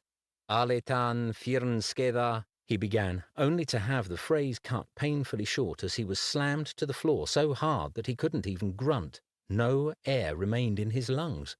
The front of his shirt shredded, claws, or teeth, slicing into his flesh. Half a dozen, then a dozen cruel strokes across his chest. Unable to speak, he reached up and tore the pendant from his throat. By clenching the charm in his fist, the ward within activated, a last-ditch protection. A sphere of potent sorcery burst from his closed hand, hurling the demon away from him. The flames on the candles flared, stretching half a foot in height. Swain groaned as he rolled to his side, holding the warded pendant aloft. Magic flared, tracing the sagging ceiling, the warped boards, the stones in the hearth with thin lines of binding white and yellow that curled and shimmered. Even as Swain sucked in a thin breath, his gaze snapped to the corner of the cabin. 2 grotesque shapes crouched. Long, lean, and jointed in peculiar fashion, the true shapes of the demons, plural, for there were 2, revealed themselves against the blast of Swain's ward. 2. The problem came clear to Swain instantly. Svaradalanauer had been summoned, yet another had appeared with him, perhaps drawn in by Swain's presence, perhaps wandered out of the planar confluences that the village appeared riven with. It made little difference at the moment. Swain pushed himself to his feet, managing to fill his lungs with blessed air. His mind ticked through the peril. Svaradalanauer was problem enough, the binding disrupted. All wasn't lost, but Swain needed to hurry. The second demon was, potentially, a larger problem. It could be anything from an annoying imp to a higher entity of dreadful bearing. Holding the ward aloft, Swain staggered out of the glamours towards the demons. "Svaradalanava!" he shouted. Even saying the demon's name told him much of the binding held. Waves of shivers rolled up and down the demon's limbs and along his torso, the physical manifestation of the subjugation of infernal will. The demon stretched to full height, still stooping beneath the ceiling, but filling the corner of the cabin. 7 elongated appendages spread out. Swain kept most of his attention on Svaradalanava while tracking the movements of the second demon, who had, so far, remained motionless. Whether out of fear or about to pounce, Swain could only guess. His gaze flicking back and forth between the two fiends, he positioned himself at the terminal apex of the glamours on the floor. The combination of magic within the summoning circle provided some degree of safety in that one spot, by design. He paused, feeling as though he held an asp by the tail in each hand. One wrong move was death, and he needed both hands to subdue either serpent. Keeping the pendant raised at the unknown demon, he spoke the next couplet of the binding. Svaradalanava resisted the lure of the binding, shifting back and forth almost quicker than Swain's eyes could track, smashing at the walls from the corner. A terrible howl rose, higher and higher in pitch. As Swain shouted the incantation, the lines of magic faded and the outlines of the demons faded back into the shadows. Swain kept gazing around the darkened cabin. He tried not to let the fear of the second demon break his concentration on the binding. It didn't work. The back of Swain's neck rippled. He expected another charge at any moment.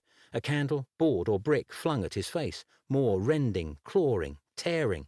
Not the proper state of mind to bind a demon. Not at all. Still, half in already, he had no choice but to continue or risk an even worse outcome.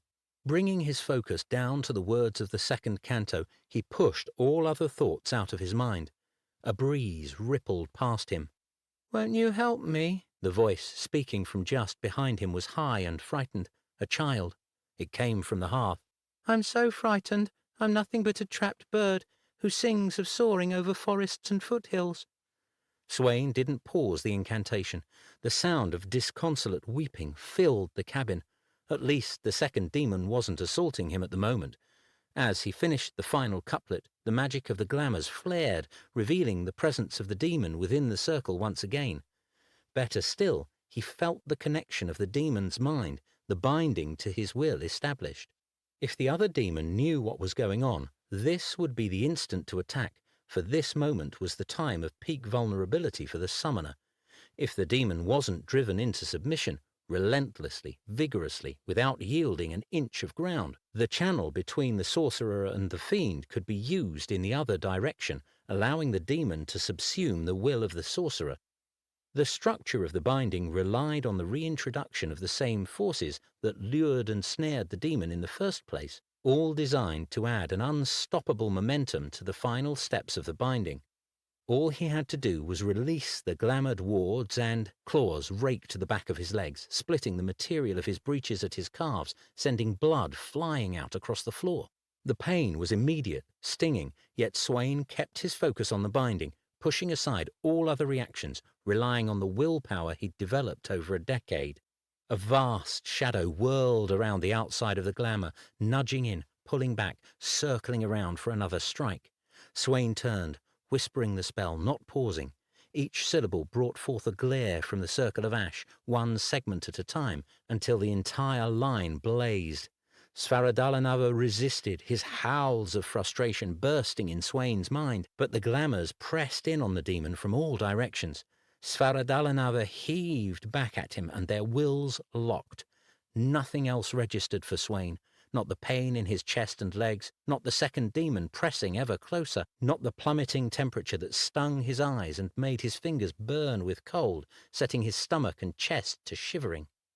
So he stood, arms outstretched, gazing into the center of the glamours, still as though cast in bronze. Yet, for all the outward dispassion and repose of the scene, Swain fought furiously with Svaradalanava in full contact with the demon's mind. Each opening countered, each feint blocked, each thrust, sweep, slash, met and parried.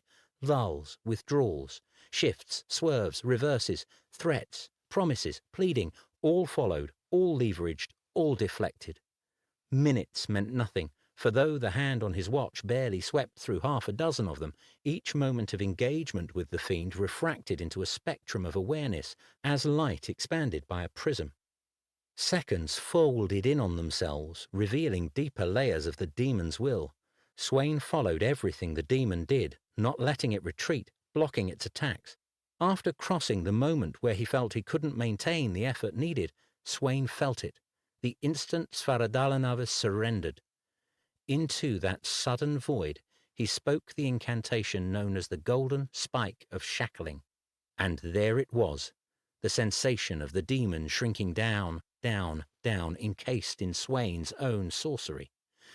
The feeling never failed to amaze him, akin to pressing hard against a wall only to have it transform into a thin plate of tin, then a canvas sail full of wind, then a silken sheet, then a cocoon, then nothing more than a mist, all in under a second. But in that moment, the mental lurch forward, all that effort finding no more resistance, the second demon struck. Not content with slashing at Swain's flesh, the unknown fiend tried to leap into his mind. Swain cried out. Shadows bloomed behind his eyelids, and he felt the intolerable defilement of demonic will flooding his thoughts. He leaped backward, his voice, already hoarse from the summoning and binding, cracking as he yelled out Hume's 11th ward, the ward of trespass. The demon fled his mind, though not without a ghastly scraping, as though claws tore at the inside of Swain's skull. Swain cried out, grabbing at his head. The demon swept up all the broken, mouldered slats and boards in the cabin and shoved them at Swain, following with a ferocious attack. Swain stumbled into the glamour on the floor, landing on his back, knocking over the candle on the northern side of the circle, smearing ash and metal filings, feeling the brass key dig into his back. The demon smothered him, shadows and flashes of deep red crushing him into the floor. Tendrils of malign intent looked for ways into his thoughts. Swain opened his mouth to shout another ward. The demon wrenched Swain's own hand up and into his mouth, gagging him, shoving it against his teeth, filling his mouth with the iron tang of his own blood. It was no good. He couldn't speak the ward. The horror of the end shook Swain. This was how he would die. The exigency of sorcery claiming another victim. All his preparations and study failing him in the face of a terrible collection of circumstance, pushing him from the precipice of life into oblivion.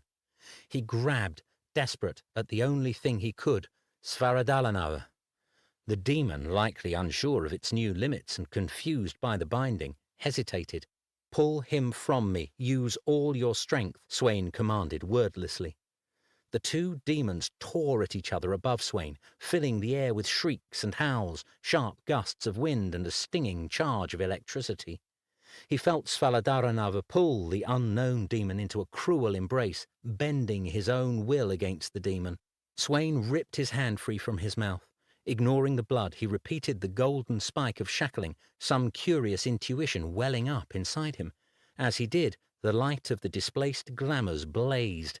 The second demon joined Svaradalanava in the key, which rang with a lone metallic note, then stilled.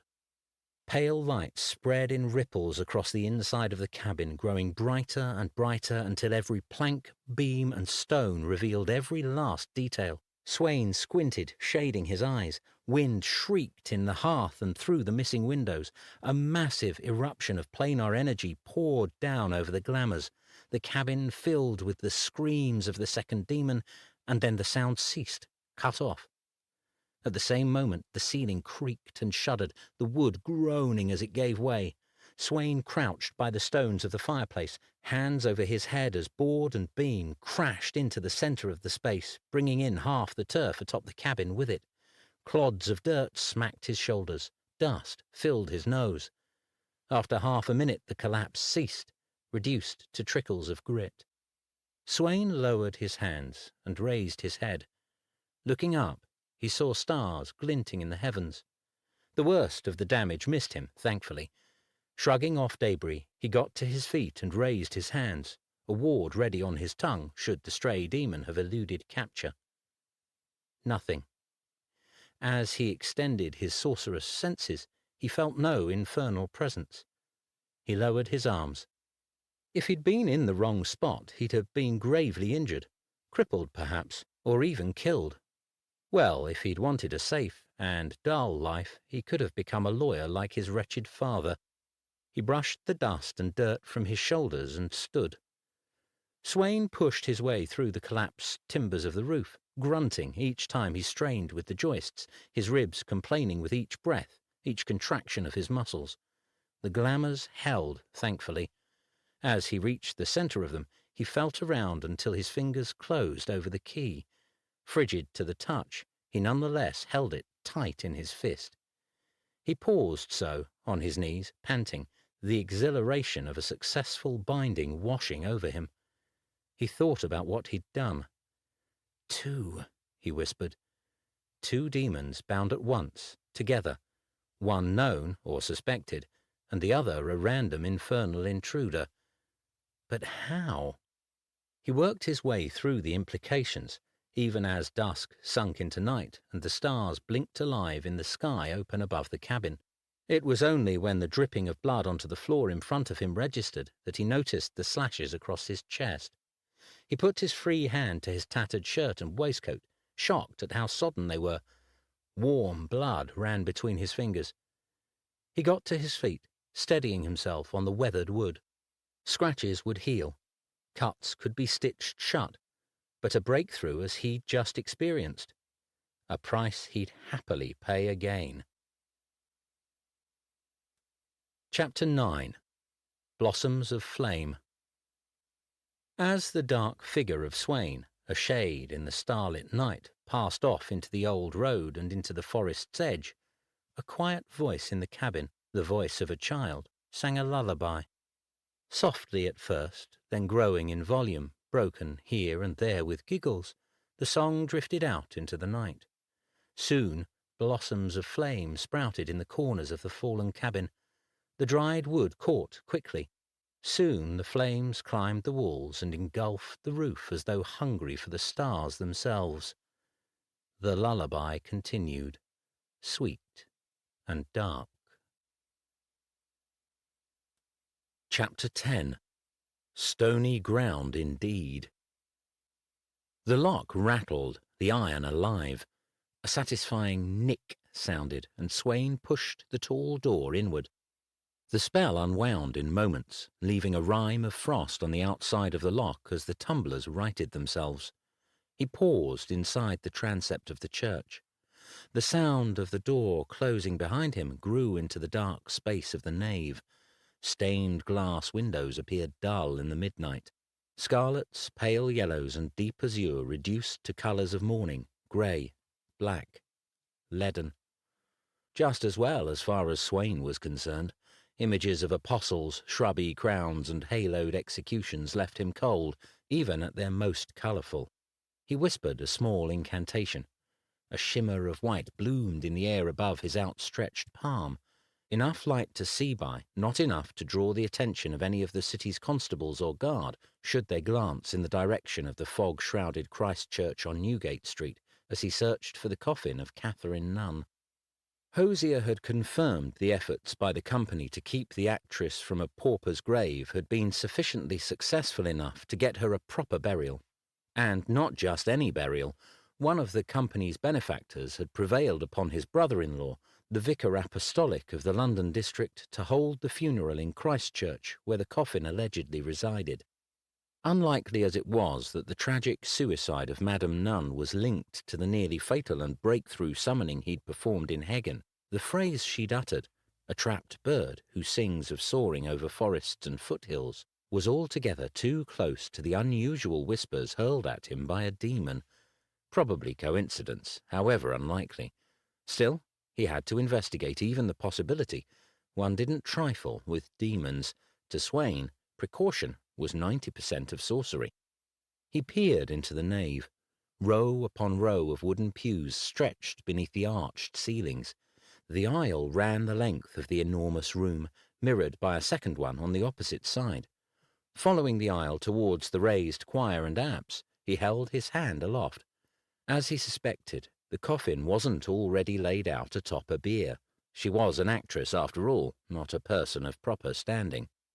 Beyond a small chapel with an auxiliary altar, he found the doorway leading down into the crypt where he guessed the coffin resided. The stone walls exhaled a dank chill as he followed the narrow stairs deeper into the darkness. At the bottom stood another locked door. This time he used a spell known as Hands of the Rattle Thief. It required a different form of conjury from the magic he'd used on the door into the church, and would therefore retain an unalloyed strength. Repetitions of the same spell quickly diminished in potency. Nor was he eager for the accompanying headache such repetitions inevitably brought about. He whispered the words of incantation. With each instance of the phrasing, the door vibrated more strongly until it hammered on the hinges like a bridge beneath a passing company of cavalry. Swain went silent, holding his free hand an inch above the vibrating wood. He placed his palm on the door. The door fell silent and swung open. Cool air rushed out over him, carrying the musty scent of the tomb. Swain stepped through the doorway. Nunn's coffin lay alongside the wall to his left, raised upon a pair of thick boards. Swain allowed the light in his hand to brighten. Beyond the alcove, just inside the door, arched passageways and thick stone vaults extended into the darkness. Puddles dampened the corners. The various skulls and skeletons sleeping in the black took no notice of their new visitor, as far as Swain could tell. He turned to the coffin. Ropes draped either end, ready for the workers who would carry it up prior to the service. Swain pushed them aside. Feeling along the edge of the lid, he located the 4 nails that sealed it shut. Another spell could pull the nails from their embedded state, but so could the steel pry bar he'd brought along. Too many spells in one night would leave him weak and cringing at the faintest light for most of the next day. He felt inside the satchel he wore and pulled out the bar. Working it along one side, then the next, he loosened the coffin lid. The groan of the nails and wood wavered off into the crypts. Once he pried up the last corner, he stowed the bar back into his satchel and lifted the lid, setting it on end by the foot of the coffin. He wrinkled his nose at the stench of decay that lolled from the interior. Holding his hand over the coffin, he frowned. There it was, the reason for the church, the reason for religion, the reason for every tale of the afterlife, the reason for half of what humanity had done since the first light of civilization had broken over the mists of time. Catherine Nunn looked like a statue. A bloated, sallow statue, her once beautiful face thrown back in a silent, frozen gasp, her head wrenched unnaturally to one side from the damage of the rope she'd hanged herself with. However many roles she'd played in life, they'd all been working up to this, her final part. Swain, having seen more than a few corpses in his studies of the unseen arts, thought she played it better than most. Perhaps the poor woman would have been pleased to hear it. Then again, all the applause of London hadn't been enough to sufficiently tether her to life, so maybe her heart had been stony ground indeed, no matter what magic she'd worked on the boards. Swain covered his nose with the cuff of his sleeve and leaned over the body. No signs of disturbance. Hands, pale as wax candles, folded one on another. Bloated middle. Ankles demurely aligned beyond the hem of her burial gown. The best we might all hope for, he thought with a sigh. Dressed, posed, boxed up, and ready for an hour-long ceremony before being lowered into the soil, where our memory might well fade more quickly than the bones would return to dust. No, none had it as well as any, and all that implied. Drive, accrual, station, respect, love, no amount could stave off the full stop at the end of the sentence that was life. And what did the world do about the ever-present anticipation of reaching the end of the sentence? Shrink away beneath their sheets like children frightened by thunder, primly recite platitudes like students before their stern professors, claim certainty, all the while shaking their heads and squeezing their eyes shut. All well and good if one lacked the verve to actually plunge into the mystery. None of that would do for Swain, however, which perhaps went some distance to explaining why he stood peering into a coffin while the bulk of London slept peacefully. He snapped out of the reverie and reached into his satchel. He pulled out a wide candle and lit it with his tinderbox, balancing it on Nun's chest. "Never fear, this won't hurt a bit," he whispered. With his hands once again free, he retrieved a stoppered flask from his satchel and held it before him. Popping open the flask, he poured a thin stream of oil over her forehead and throat. When he slid aside the lid of a small wooden box and sprinkled the mixture of ground minerals so that it landed in the lines of the oil, the combination of ingredients flared a deep rust colour, the final light of day. The flame on the candle fluttered on the wind that rose from the darkened crypts behind him. Ghostly sighs echoed from the arched passages, the still air disturbed for the first time in decades, maybe longer. In the shifting light of the glamoured lines of magic and the snapping flame, Swain spoke the octet of lines of the spell, the divination of spectral fingerprints. A rather blunt tool, it could potentially save him the trouble of a more complex test for signs of demonic influence. Corpses could be tricky. Some might yield their secrets with hardly a nudge, others might remain in one particular state or another, refusing anything definitive even as the incantations grew more and more exotic. As the words flowed, Swain's concentration deepened until only the corpse and his magic existed to him. Each syllable took on more weight, the contours of sound matching the intent he filled it with. Once reaching the end of the final repetition, the incantation required 3 full passes. A shudder passed through the lifeless limbs of Nun, heels and head banging on the boards of the coffin. Swain scanned the corpse for telltale hints of illumination, proclaiming a touch of the infernal. Nothing.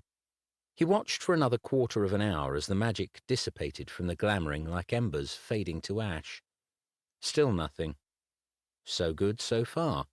While such a test proclaimed with near certainty that the poor woman hadn't counted demonic infestation among her troubles, Swain wasn't entirely satisfied. Corpses, after all. Crouching, he felt through his satchel until he found the small compass-like device known as a calibrated enharmonic gauge. While not designed to reveal the presence of demons per se, it was extremely sensitive to fluctuations in the unseen planes, capable of registering even the slight disturbances, wakes, if you will, left by infernal entities. Instantiating the proper conductivity by holding it in the palm of his left hand while passing his right hand above it and reciting the activation spell, he watched as the dual-armed needle within the glamoured oils trapped in the glass stirred to movement, sweeping in counterclockwise circles at an accelerating pace. Soon the needle was no more than a blur. It felt alive in Swain's palm as he held it out over the corpse, moving it carefully from her head to her toes. Seeing no deviations, he slowly paced the coffin itself.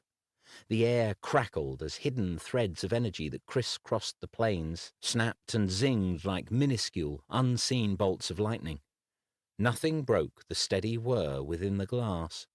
"Well, Madam Nun," he said, returning to where he began, "it appears that your demons were sadly your own. I only wish I could have done something about those. You were a true artist." He was about to put away the device when it twisted in his hand, a gyroscopic force laying claim to the spinning needle. Sounds from the top of the stairs echoed out into the cathedral above. A thudding step, a sliding scuff, a step, a scuff, step, scuff, step, scuff. As the steps neared the head of the stairs, a faint whistling came clear, tracing a simple tune. A lullaby. "Stepan," Swain spoke. The candle atop the corpse extinguished. Darkness swallowed the crypt. As the intruder drew to the top of the stairs, the gauge in Swain's hand went wild. He had to clamp his fingers down tight to hold it in place, and even then it fought to fly from his grip. The footsteps and whistling stopped. Swain listened, not moving. "I feel you down there, my friend." The words floated down over the steps, amplified by the stone of the walls, scurrying off into the passages behind Swain. He didn't recognize the voice, dry like the inside of a cedar trunk seasoned by decades in a forgotten attic, but noted no accent that might mark the visitor as anyone who hadn't grown up in Lincoln, where Swain himself had been raised. "Your sorcery entices me once again. The frown on Swain's face deepened. He held his tongue, resisting the urge to step back into the empty passages behind him, to flee. Come, come. No need to be as silent as your unfortunate companion. You know I'm here. I know you're there. It's time we got better acquainted, don't you think? Swain moved his hand above the gauge and its motion ceased. He slipped it into his coat pocket. He no longer needed it to detect whether a demon was present. "You're a long way from where we met, demon," Swain said. "Have you missed your friends?" Long way. Short way. There's no difference, sorcerer. The figure descended with uneven steps. Swain cast a spell of illumination, the pale glow pushing out from his hands and arms to reveal a man dressed in filthy garb. Tufts of beard traced his pale cheeks and rode his upper lip. His wide head showed thinning hair beneath a woolen cap. Half the teeth in his mouth were gone, and his nose looked to have been on the receiving end of one too many blows. Thick arms perhaps compensated for his crooked leg dragging behind him, barely able to keep him upright. The foot angled to a shocking degree inside a shoe barely 3/4 the size of his other shoe. Distance is nothing, the man with the crooked leg said. Time is nothing. Is that why it took you so long to find me, then? Swain didn't move, watching the man carefully as he reached the bottom of the stairs into the crypts. He searched for signs. Was the man possessed, under the thrall of a demon? Or was this a corpse in which the demon had taken up residence? Either scenario called for a different strategy if he was going to leave the church with his sanity and his soul intact, or leave it at all. I've watched you the whole time, the man with the crooked leg said. Of course you have. So powerful. Demons despised condescension, riven as they were with an endless appetite for self-aggrandizement. Such unquenchable flames, yet it was often their downfall, a poisonous pride capable of engulfing them. The man with the crooked leg reached the bottom of the stairs and gave Swain a ghastly smile. Swain watched the eyes, the gaze, the movement of the pupils, scrutinizing the demeanor for the subtle signs of possession. He found none. Corpse, then, Swain thought. It wasn't unheard of for a demon to occupy a dead body. Theory held that such a vehicle offered a more stable passage through the world than in the native state, where the currents of the plains as well as the risks of other more powerful demons striking out posed unpredictable threats. Or perhaps they enjoyed the mechanics of the flesh. No one really knew. Still, it gave Swain clearer choices. You and I have business, sorcerer. I've no business with the likes of you. Let me change your mind. How tedious, Swain said. You're the one. The man with the crooked leg rolled his hands, palms out, as though presenting Swain to a crowd of admirers. Looking to tickle my fancy, Swain said. I expect something subtler than that from someone for whom time and distance mean nothing. Hints of prophecy, a secret just for me. Try again. As he spoke, he worked his hand into the pocket in his breeches. Deflection and redirection were key. Taking the bait was precisely what a demon wanted. More important was the proper state of mind in conversing with the infernal. Observing the state of his own mind from a remove was key, keeping distance between his reactions and his responses, always. Otherwise, it was too easy to get swept up in the words of the demon. Exactly why he spent at least an hour each day engaged in a form of intense inner concentration on his awareness. I have something for you, the demon spoke through the corpse. No, I don't think you do. A key. The key. How portentous. You'll appreciate it much more than anyone else.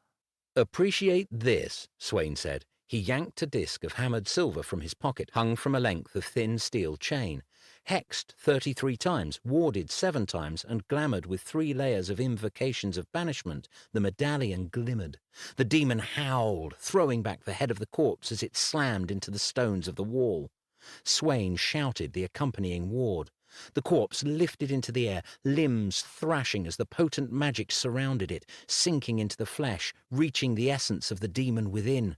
Swain was hardly about to wander unprotected into a trap of any kind, and had brought the medallion for just such a purpose. Very few demons could withstand the power. Holding the medallion aloft, he approached the vibrating corpse. "Your name, demon?"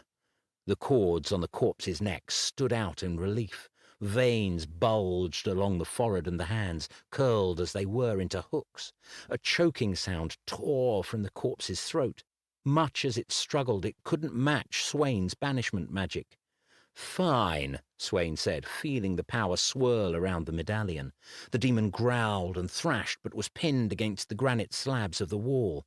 "Begone, trouble me no further, back to the abyss with you." He spoke the words of power he'd woven within the medallion. The corpse trembled, soon vibrating with such ferocity as to blear and grow hazy. Swain shouted the final phrase, and the air within the crypt expanded with intense pressure before sucking away with a bone-jarring whoosh that left him staggering. Within a moment, the air righted itself, the planes righted themselves, and the corpse of the man with the crooked leg crumbled to the floor. A thin exhalation leaked out of his distended lungs, and then he fell silent, still. As Swain reached for his gauge again, he paused. Voices drifted down from the church above, and footsteps banged about the large space. "What in the hell was that?" a voice called out. "50 inch, lads, look about," another voice answered. "Damn it," Swain muttered. Someone had followed the man with the crooked leg, or seen flashes of light, or who knew what. In any event, he wasn't going to wait around to find out. Sweeping the materials into his satchel, he rushed up the stairs, taking them 2 and 3 at a time. No time to put the lid back on the coffin, no time to drag the corpse of the man with the crooked leg off into the darkness. The strange tableau would have to stand. At the top of the stairs, he hurried to the auxiliary altar, peering out around the corner. A dozen soldiers spread out, come in through the main door, muskets at the ready, 2 of them leading the way with lanterns. Drained as he was, Swain grit his teeth and whispered, "Beneath Raven's wing," a spell of cloaking. His head felt ready to split in 2 from the effort, but the enchantment wrapped him in shadow, chilling him to the bone in the process. He slid into the nave and traced the wall back toward the door. None of the soldiers would see even a hint of him, as long as he didn't crash into any of them on his way out. He moved quietly as he could, glad for the way the sounds of their boots bounced from wall to vault to window, covering the sound of his own steps. At the door, he darted past the one soldier left to stand watch, slipping out into the thick fog that lay across Newgate Street. As the damp darkness swallowed him, he glanced back. The hulking shape of Christ Church faded, tall steeple draped in night, soon blending with the curtains of fog and drizzle that closed in after him. Chapter 11. Unseen, unheard, unspoken. Swain's demons muttered, restless. Tucked away in the back of his mind, their unease lingered like an itch on the inside of his skull, while the bindings to their will grew taut, violin strings wound to the point of snapping. It might be simply a reaction to the precautions he'd undertook since the encounter with the demon by Catherine Nunn's coffin. Nothing about the incident sat well with Swain. Thus the additional glamours laid out in his rooms, passive wards cast on entrance and egress, nightly passes around his quarters with the calibrated enharmonic gauge, protective spells when he left his rooms, as the ones he'd cast this evening, his collar up against the cold breath of coming winter sweeping in from the water. Perhaps such vigilance in itself raised the hackles of his demons, he thought, ignoring their faint tugs at his awareness.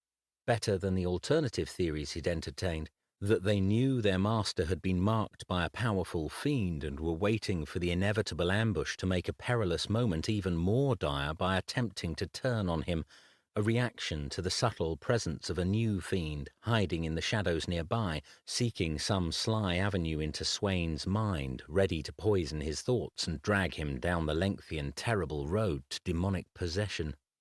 Swain shook his head, frowning. No, he was more careful than that. He'd scanned himself and his surroundings a dozen times, always coming up with nothing. He'd been as thorough as it was possible to be, for precision was the most urgent demand of sorcery. One miscalculation was all it might take to spend every moment in an agony worse than flame, brand, flay, or lash could hope to inflict. Forever, or at least until the will and soul of the possessed wore away to dust, a stone carving disintegrating over eons in the desert winds. No, caution and prudence received nothing less than Swain's full attention since leaving the side of Nunn's coffin. Any more would require a better sorcerer, and he knew he was the best there was, modesty aside. Such care, of course, required extra time. Thus, Swain arrived at the Mitre Tavern a full hour prior to the hour arranged for his meeting with Thomas Summerfield. As discreetly as he could, blending in with the foot traffic that passed along that stretch of Fleet Street, he surveilled the location. Using a combination of subtle magic and sorcery, he determined to a reasonable certainty that the establishment and the alleys and courtyards adjacent to it were free of the infernal. Likewise, he detected no counter-magic, no spells set for triggering, no hex, enchantment, or cantrip wound about the place. The grandson of Alfred Summerfield merited no less than a thorough investigation of the premises. Just as comforting, he saw no signs of constable or king's soldier, other than a pair of scarlet-clad horsemen who cantered by the mitre without giving it a glance. At the appointed hour, Swain slipped in through the green-painted doorway, his cheeks and fingers burnished red from the cold. Heat from the wide hearth and the many lanterns, not to mention the throng of tradesmen and shopmen laughing as they drained their pewter mugs, already flushed and filling the air with breathy ale fumes, wrapped him quickly and thankfully. A pall of smoke from the hearth and a dozen tobacco pipes gave the public room its own fog. Swain found a narrow bench in the back corner and ordered a warm cider, watching the door for the man who would match Devon Woods's description of Summerfield. But 2 minutes passed before a plump fellow of clear means, as evinced in the knee-length dark velvet coat, waistcoat trimmed with golden brocade, ruffled silken cuffs, well-tailored breeches, and wig clubbed at the back with a plum-coloured ribbon, pushed through the door and glanced about, cutting through the crowd with his silver-tipped walking-stick held before him like the prow of a ship. He looked to be no older than his early 20s. With a nod and a lift of his hand, Swain signalled Summerfield his way. Summerfield stopped before Swain, breathing notably from the exertion. He inclined his head. "Thomas Summerfield, at your service, Mr. Swain." "And I at yours, Mr. Summerfield." Summerfield slid onto the bench across from Swain. "Thomas, please." He raised his cane to the barkeep. "Brandy, your best."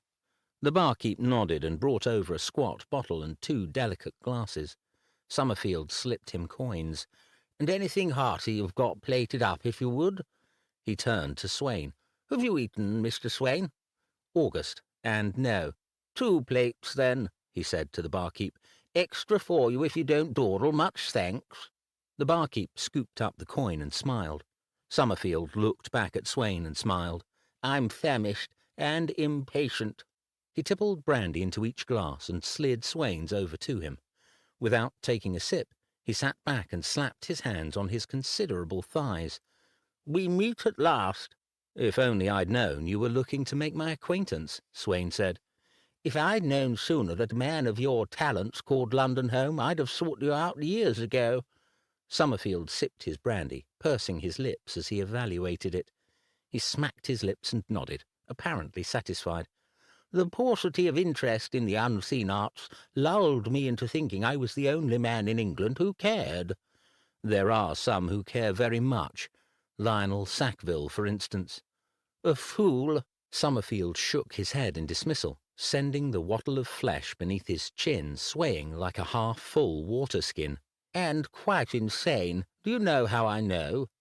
Swain raised an eyebrow. "He attempted to court my sister," Summerfield continued.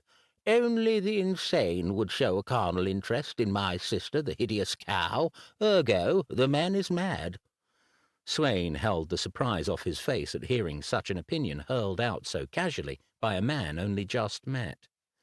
Sackville and his ilk are the very face of the problem this great empire embraces with such dull supplication and dutiful somnambulance." Summerfield finished. He drained his glass of brandy and refilled it while staring out across the public room, spilling a decent slosh of the amber liquid onto the table. "A toad." "Yet he has the ear of His Majesty, does he not?" "God help us all." Summerfield waved his fleshy hand as though clearing away a fly before his face. "And one wonders why the glories of yesteryear grow ever more lustrous in the telling. How could they not, when such drab minds as those who steer the empire wish the present and future to be as uninspiring as their own inner lives?" He looked up from his brandy. "But fear not, Mr. Swain. I didn't call on you to subject you exclusively to my cheerful opinions, for where there is a spark there is hope for a brighter future, and I believe you are that spark, sir." "The weight of the future rests on me, does it? How worrisome." "Conflagration of the future. Let's not mix our metaphors. Conflagration, ready to illuminate the potential of the unseen world." Swain watched Summerfield down his third brandy. His remained between his hands, untouched. "I stand corrected. How fiery." Summerfield leaned forward. "Oh, don't be coy, and better still, don't be humble. I've large ears in addition to my large belly, and they know where to listen. You've been dedicated, that much is clear." Devon, Swain thought. "And you've been impeccable in your purchases," Summerfield continued. "Before I caught wind of you, I was furious with you, if you must know. The mysterious habitué of select book dealers, the insufferable purchaser of all the new arrivals, preying on the 100 miles from here to Bath that held me back in spite of my handsome, but apparently insufficient, commissions to said book dealers." "London doesn't appeal, sir," Swain said. "London does, sir, but London doesn't encompass my family estate, Drumbridge Hall, and the only thing better than fine cosmopolitan living is subsidized living in the lap of luxury. Even the mice of Drumbridge have their own footmen. Foot mice, I suppose." He smiled, the flush of his cheeks providing clear testimony to the ample brandy Swain guessed abundant in the cellars of Drumbridge alongside Summerfield's splendid mice and their servants. "I imagine your grandfather amassed one of the great libraries of such books," Swain said. "Indeed he did. Yet might I enjoy the fabled Summerfield Library? Far from it. Cobblers' children unshod and all that. The dear man left half a dozen scraps of ill-considered and contradictory wishes in place of a proper will. Between that and the vultures who afflicted that damnable society of his, 6 out of 7 of his books found their way off the premises before the first snow fell after his disappearance. Most of the rest were stolen by a treacherous wag who claimed to be my grandfather's solicitor. Positively useless now, by the way. Can't remember a thing about where the books have gone off to. The poor man gathers plaster for breakfast, wanders the grounds half-dressed in his barrister's robes, half-dressed in his dear wife's knickers, and talking to the boles of trees. Mostly arguments, I may attest." "Oh dear, don't tell me I've been unwittingly buying up your family inheritance." "You may have." Summerfield smiled as the barkeep set down 2 pewter plates, stacked generously with a pottage that allured with hints of rosemary and sausage, slices of duck, and biscuits draped in seasoned gravy. A slab of fresh butter and a bowl of cream and berries completed the serving. Summerfield rubbed his palms together. "And an ale, my good man." The barkeep looked at Swain, who shook his head. Summerfield shook out a napkin and tucked it into his collar, digging into the fowl with knife and finger. "And if you have gathered up such tomes as flew off from Drumbridge in a heartbreaking flock so many decades ago, well done. Better in your hands than mine, all told." "You don't practice?" "Practice? I acquire. I savour. I amass. No, I don't practice, far too lazy for that. And as you might imagine, it's rather frowned upon in the Summerfield line." "I'd have thought the opposite." Would you? After losing any chance of our long-sought peerage, shunned by both the local villagers, that frost is just beginning to thaw 65 years after the fact, and those men of influence who might clear the way for successful careers, and a legal blot that still follows the name, well, one might forgive my family for not seeing the appeal in the many splendours of the unseen arts. Summerfield ate with gusto. The more unseen, the better. Unseen, unheard, unspoken, forever and ever, amen. Might as well change the family motto to that. Fancy it up by putting it into Latin. Corvus repente in audita indicta est semper et in saecula saeculorum, amen, Swain said. Summerfield pointed his knife at him. And that is why such books belong underneath your nose and not mine. I can't be bothered. Yet you wish for a great conflagration of magic to light England's way into the future. Well, I didn't say that I was the one to raise the flames. A vicarious conflagration. To some extent, though I'm not entirely useless. I have carefully nurtured relationships, arrangements where family name might fail. Family wealth evokes a much more thoughtful response. More than enough of that to bend the bow. All I need now is the proper arrow. He looked at Swain with the same look he'd given his meal on first sight. We've gone from fires to archery, Swain said, still well within the language of military assault, I see. To what or whom are we laying siege? Not that Swain in any way felt a we in the offing. He only wanted to know what Summerfield was getting at. Whatever hopes he'd harboured of an evening of intriguing discussions of magic appeared to have been glamoured away by the rubbing together of Summerfield's hands at the serving of the meal. He knew nothing noteworthy of the unseen arts. The man wanted something of him. To ignorance, sir, Summerfield said, to the closing of the English mind. I fear you shall require more than a lone arrow for such a victory. True, but all wars begin with the first shot, do they not? That is all I seek. Is it? Well, from you. For now. Swain moved to stand. I'm afraid I've wasted your time already, sir. You seek something I'm not now, nor have any desire to be. Summerfield raised his hands away from his meal. You haven't heard me out. I think it's fair to say I've heard enough, sir.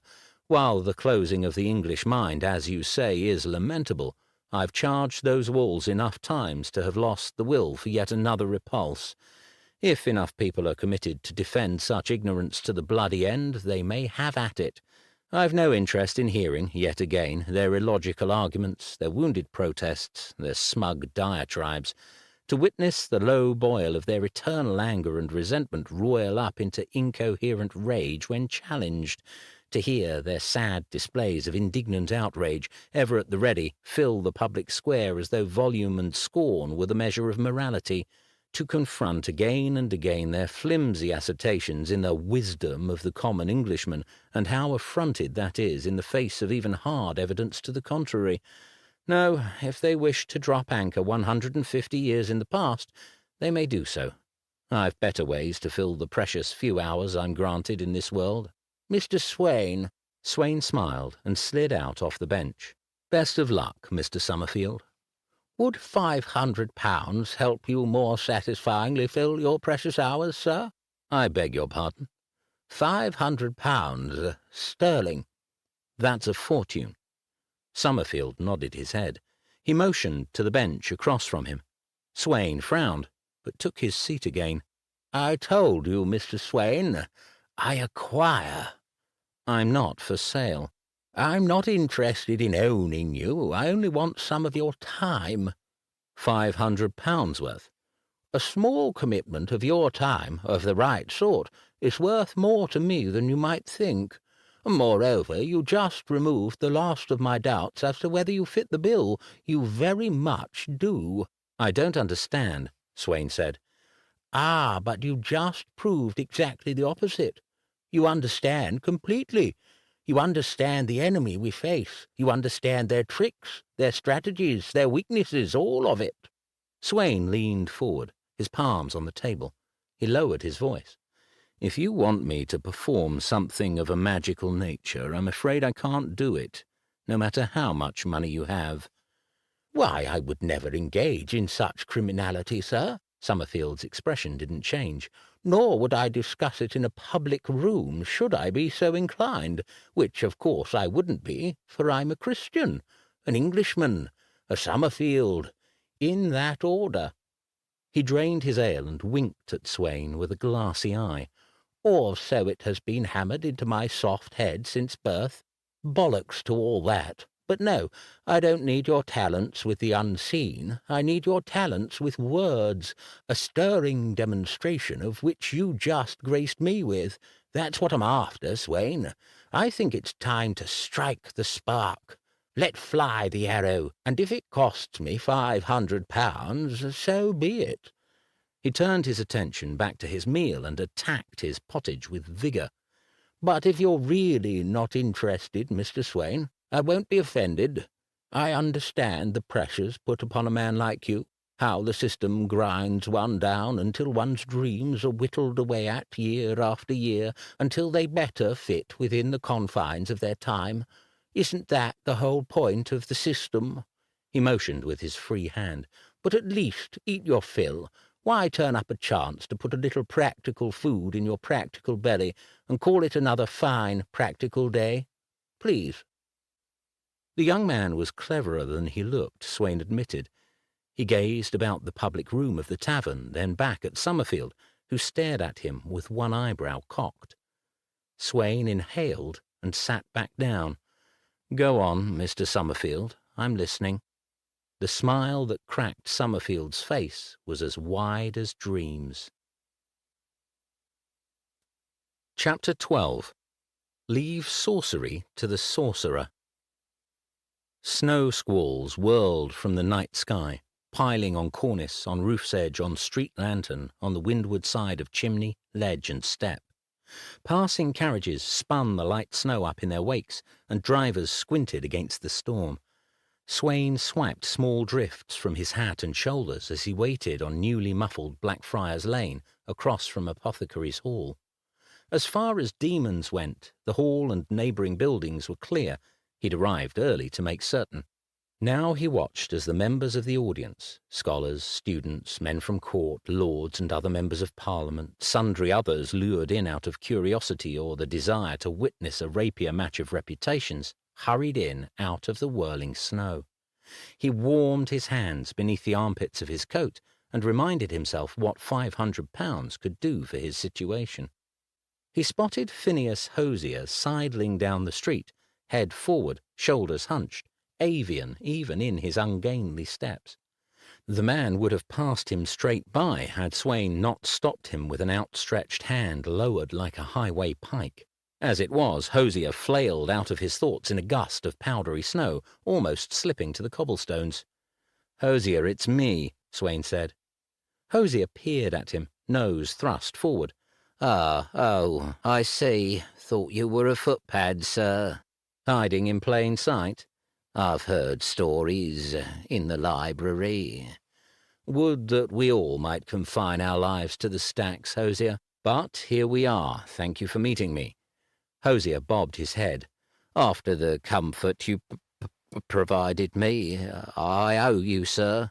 I believe my heart was literally tearing itself apart without your understanding ears, you see."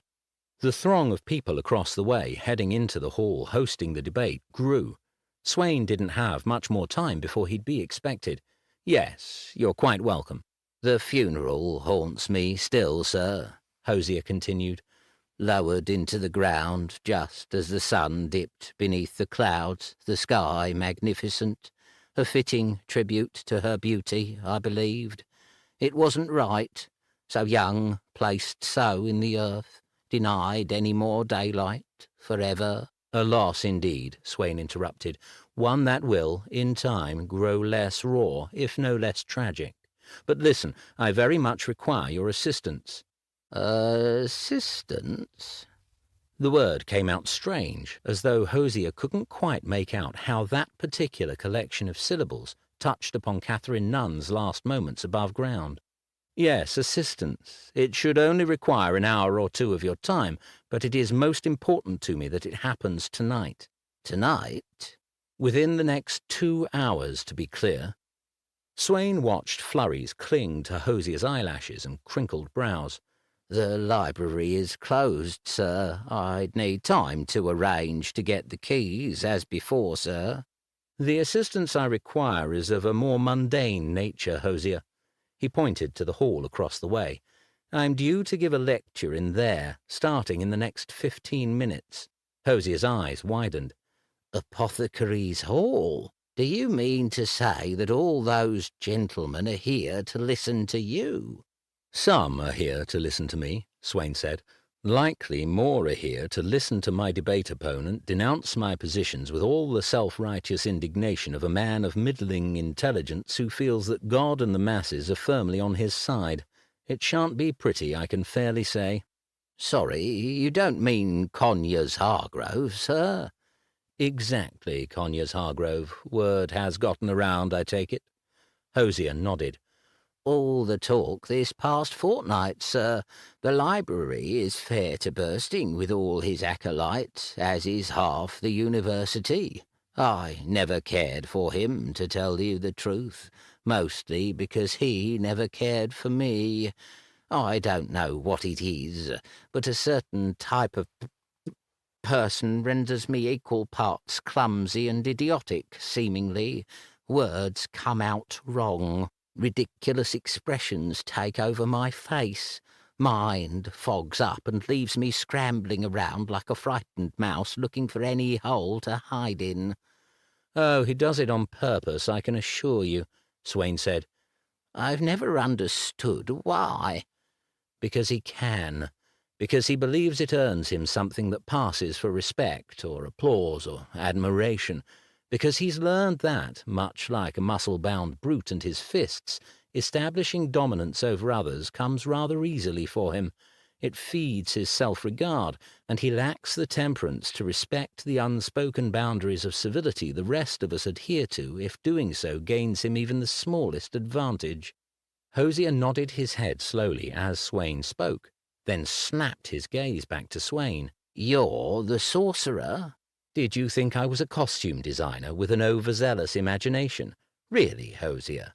No, it's not. It's just that I pictured a more sinister figure, that's all. I'll take that as the compliment you're desperately trying to find your way to in lieu of noting my ordinary appearance and bearing. Not at all, sir. I meant to say... Swain waved off his explanations. Irrelevant. Let's not dwell. In any event, I don't believe that Hargrove is going to find me nearly as forgiving a target as he's used to facing.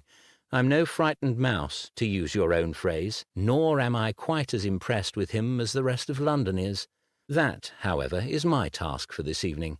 For you, Hosier, I have a different task, one with every bit as much import as my own. It must not fail. Can I count on you, sir? Hosier blinked the snowflakes from his eyes, glancing from Swain to the hall across the street and back to Swain. Does it involve sorcery, sir? No, it does not. We'll leave the sorcery to the sorcerer. Here is what I require. With a glance at his pocket watch, Swain explained. The snow grew heavier, whipped on the winds that murmured around street lamp roof and doorway, lit golden by the light spilling from the windows of Apothecary's Hall. Chapter 13. English Magic. Swain saw it even before Conyers Hargrove spoke. The crowd wasn't, and would never be his, not in the slightest. The dark panelled great hall filled with a diffuse murmur. A few men stared at Swain where he sat on the elevated stage at one end of the hall, decorative columns and ornamental carved stallions rearing up behind him. Others chatted amongst themselves, many feigning to not even see him at all, as though nothing but an empty chair sat opposite the lectern from where Hargrove prepared to make his opening remarks. The only smile to be found was the inebriated one swimming across the fleshy, perspiring face of Thomas Summerfield, seated in the front row. When he'd greeted Swain, reeking of stale tobacco smoke and gin, Pumping Swain's hand in a clammy grip, he'd assured Swain that any number of the men in attendance would be cheering him on at least half the hall. He was a fool. Wealthy, yes, but a fool just the same, and apparently at such a concentration as to contaminate anyone misfortunate enough to pass within his orbit. Fine, so be it. If Swain had to endure an hour or more of scorn before a crowd of smug boulderheads, so certain of the gears and workings of the universe seen and unseen, incapable of erring, well, it was nothing he hadn't borne before, and with the second half of his £500 fee somewhere within reach of his drunken benefactor, he would do it with a smile. As the dry-looking gentleman, the master of the evening's ceremonies, the man who declined to even shake Swain's hand, finished up his wheezing introduction of Hargrove and passed in front of Swain with nary a glance, the audience sorted out its remaining sniffles, throat-clearing, shifting creaks and shoe-scuffling while Hargrove approached the lectern. A wide face with bovine eyes peering over a half-height fence of spectacles on his nose, Hargrove wore a tasteful wig, powdered and elegant. Instead of his college robes, he dressed in grey stockings, black breeches, and a heath-green waistcoat.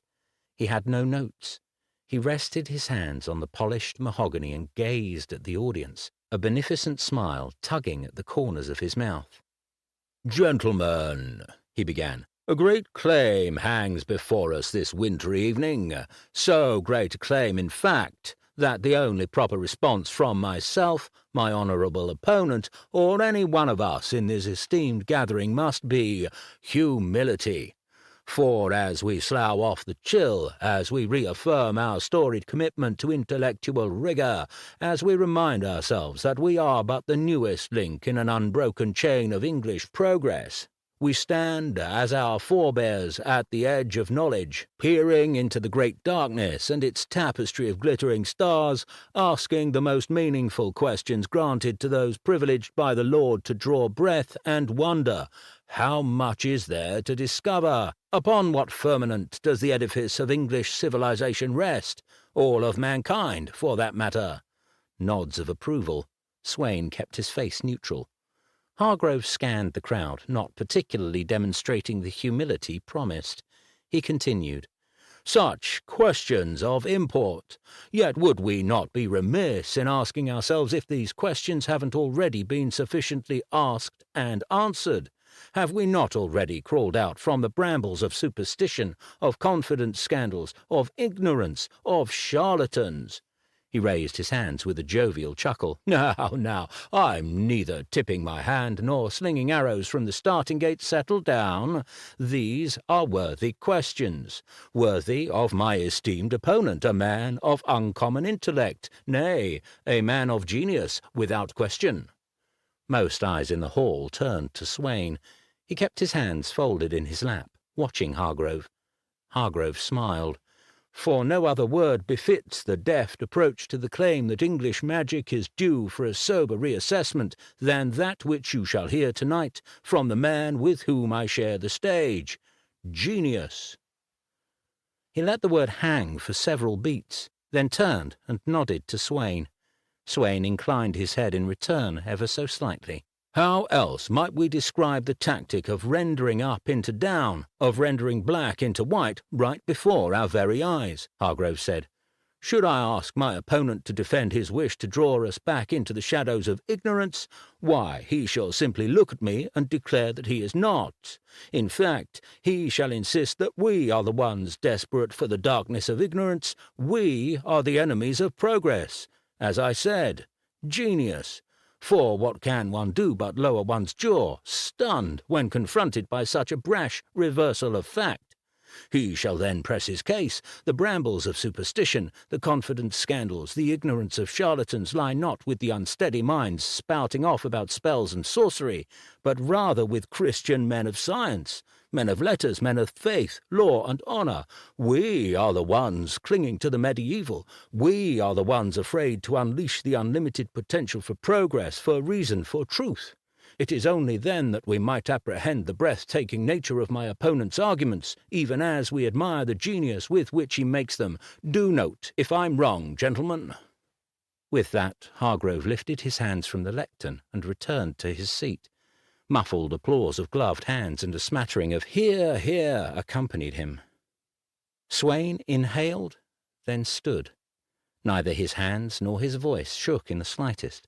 A hall full of dilettantes was nothing compared to the danger he'd faced every time he'd summoned a demon.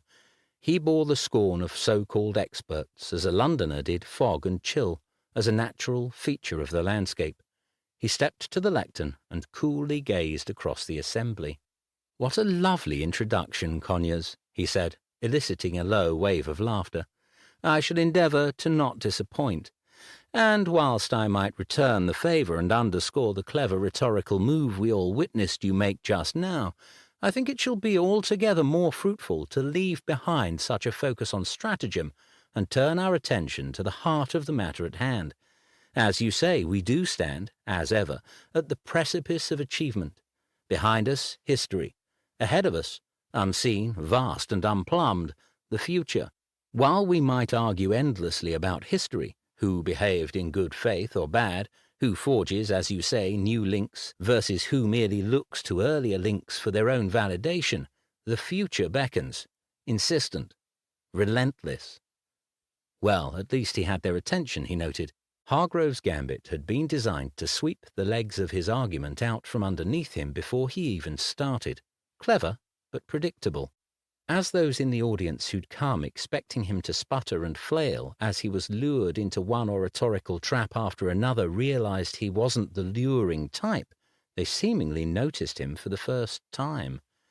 In fact, I might suggest our obsession with history does little more than keep the future at arm's length in perpetuity. It keeps us in our blinkers, in our tack, hauling forward every tired, dusty, dreary argument ever had. Can we declare ourselves the winners? Can we declare our opponents the losers? Let's recite it all again and again ad infinitum. Fight the same fights, thunder the same charges, crown ourselves with glories won by others, and gaze into the mirror, congratulating ourselves. Swain paused. The crowd watched him. "Pointless. I won't do it. I haven't an interest in a scintilla of it. I only care for one thing. How might we lift England to loftier heights than ever before, defining the future as we wish to see it, ourselves, here, now?" Opening statements made, Swain relinquished the lectern to an enthusiastic wave of applause, none more thunderous than that which erupted from the glassy-eyed and flushed figure of Thomas Summerfield, standing unsteadily from his chair in the front row. Chapter 14. Asps and Adders. Phineas Hosier paused, the light of a single candle wavering on a draught. Had he heard a door open below? Straining, he listened some more. Shook his head.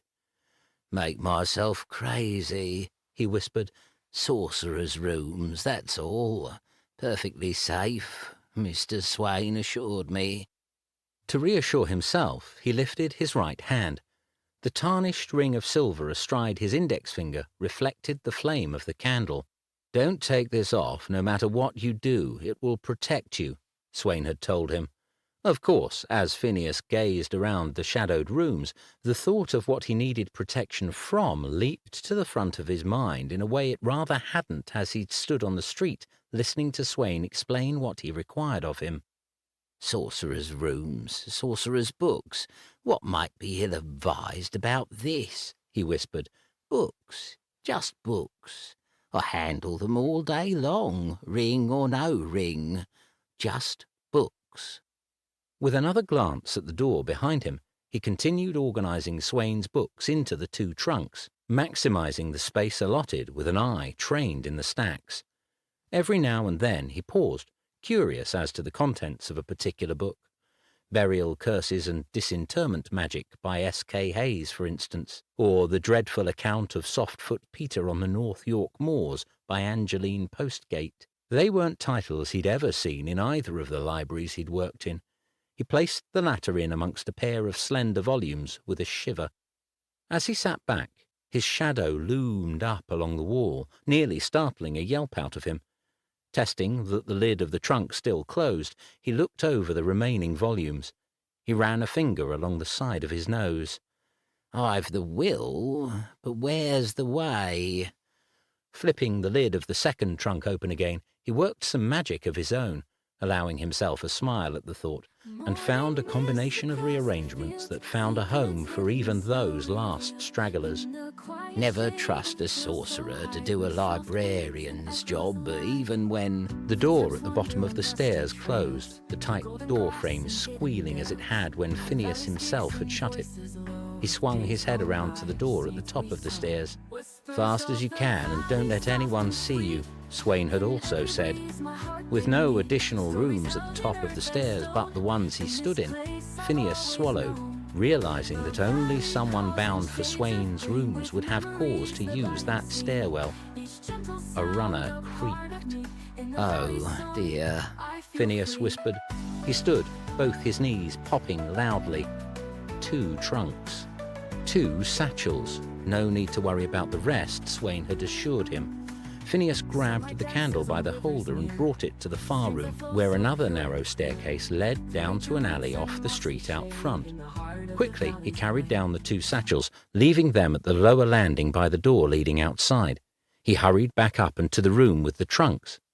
As he glanced at the front door, all the hair on the back of his neck rippled.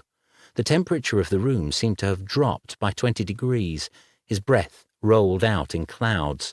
He unconsciously put one hand to his stomach as it knotted.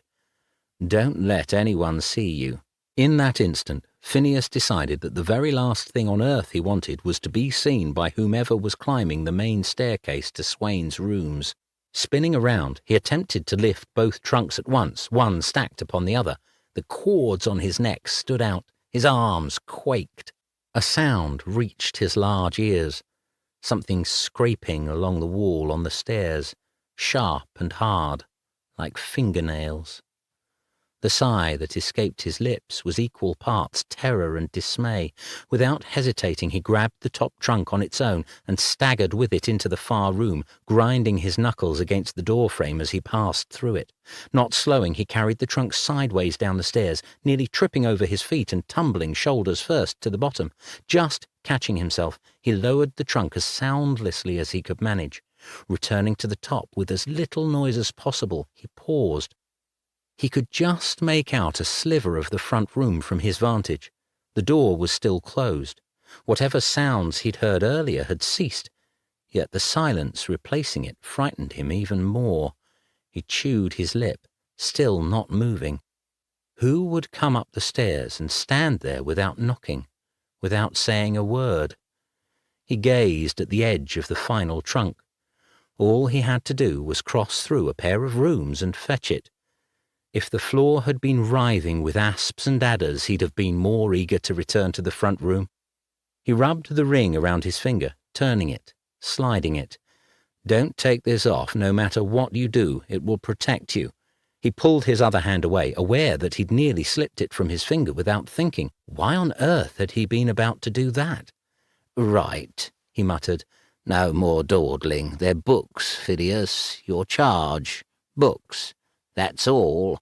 One careful step at a time, growing light-headed with each one, he crossed to the threshold of the main room. Shadows blotted out the corners, a faint glow of street lanterns touching the snow-lined window beyond the door. He paused. So silent. Had it truly been that silent as he'd packed away the last of Mr. Swain's books? Nothing about the silence felt right. He wondered if he'd made himself hear the noises from earlier. Lord knew his imagination required little prodding to take flight, and if it were colder now, well, the wintry winds of London were ruthless footpads, making their way past window and lock as though they weren't even there. Shaking his head and scolding himself for overreacting, Phineas stepped forward, ready to pick up the trunk. "Phineas." Phineas clamped a hand over his mouth, eyes wide. His heart nearly trampled out through his ribs. "Open the door." The voice sounded as cold as a pair of roof slates grinding against one another. "Please." Phineas nearly wet himself. He knew the voice, as terrible and without warmth as it sounded. Instead of pulling his hand away from his mouth, he kept it there, pressing down even harder, for he suddenly had more than half a mind to answer, "Catherine, is that you?" But it wasn't.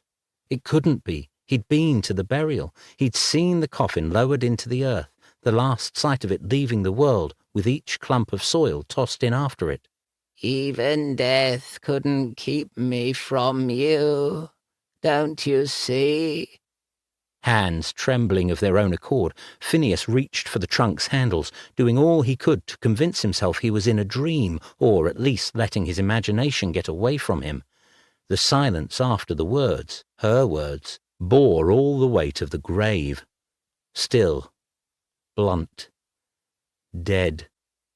"I'll give you all you ever wanted, Phineas," the voice croaked. "all of me. You'll see what it's like, how sweet the darkness is." The inside knob on the door remained still.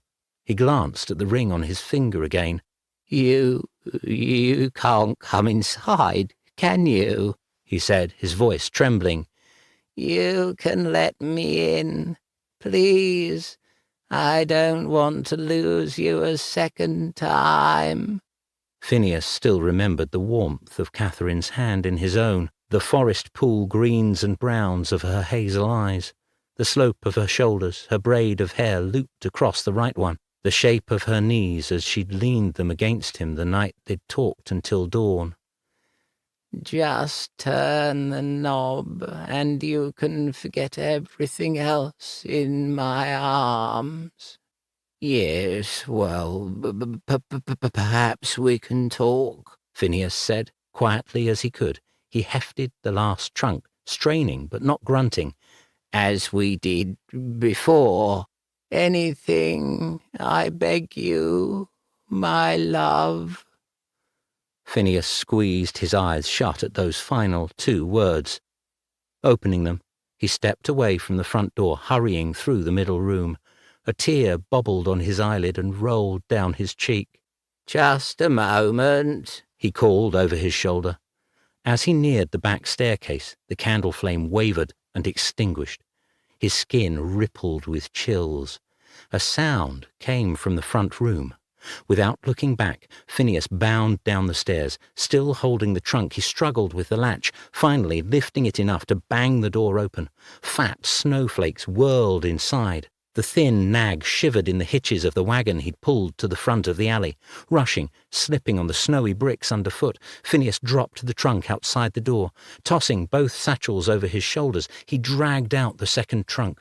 With one terrified glance up into the darkness of Swain's rooms at the top of the stairs, he turned and grabbed both trunks by their end handles, sliding them through the snow like sleds, straining and struggling to keep his footing against the weight of the books.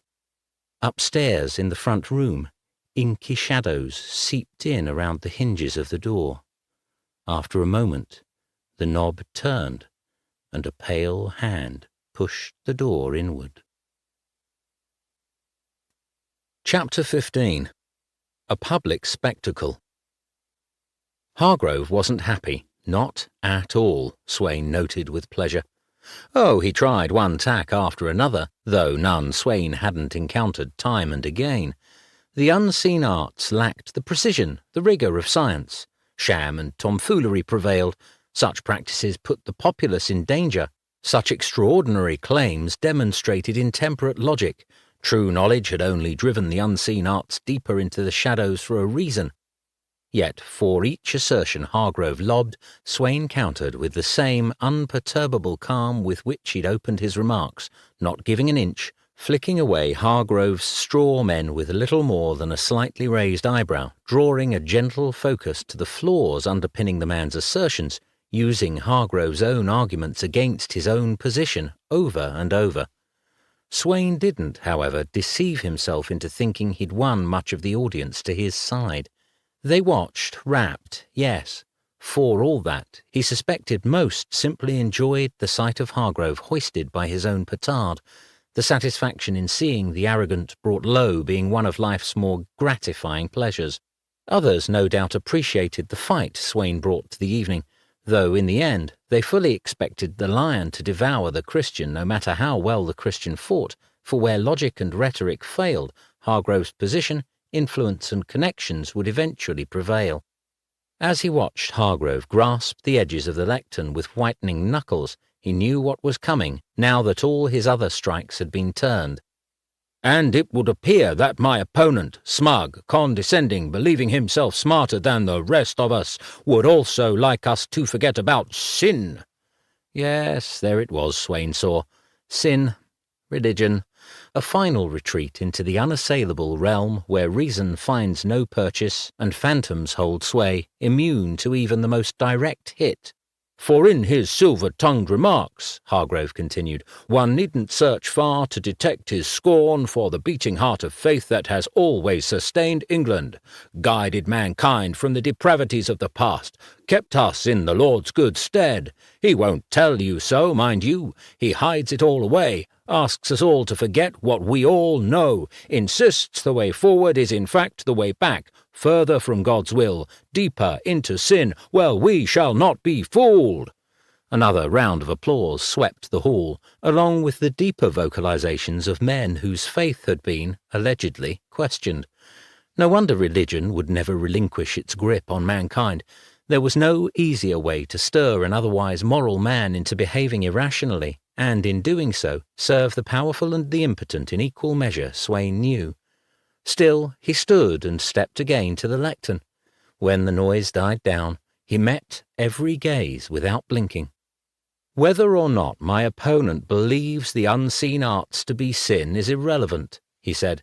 "He may harbour whatever beliefs he fancies, yet we are here to discuss laws and facts, for those, in the end, are what lie at the heart of English civilization. Created by men, defended by men, evolved by men as enlightened insight pulls us further from ignorance.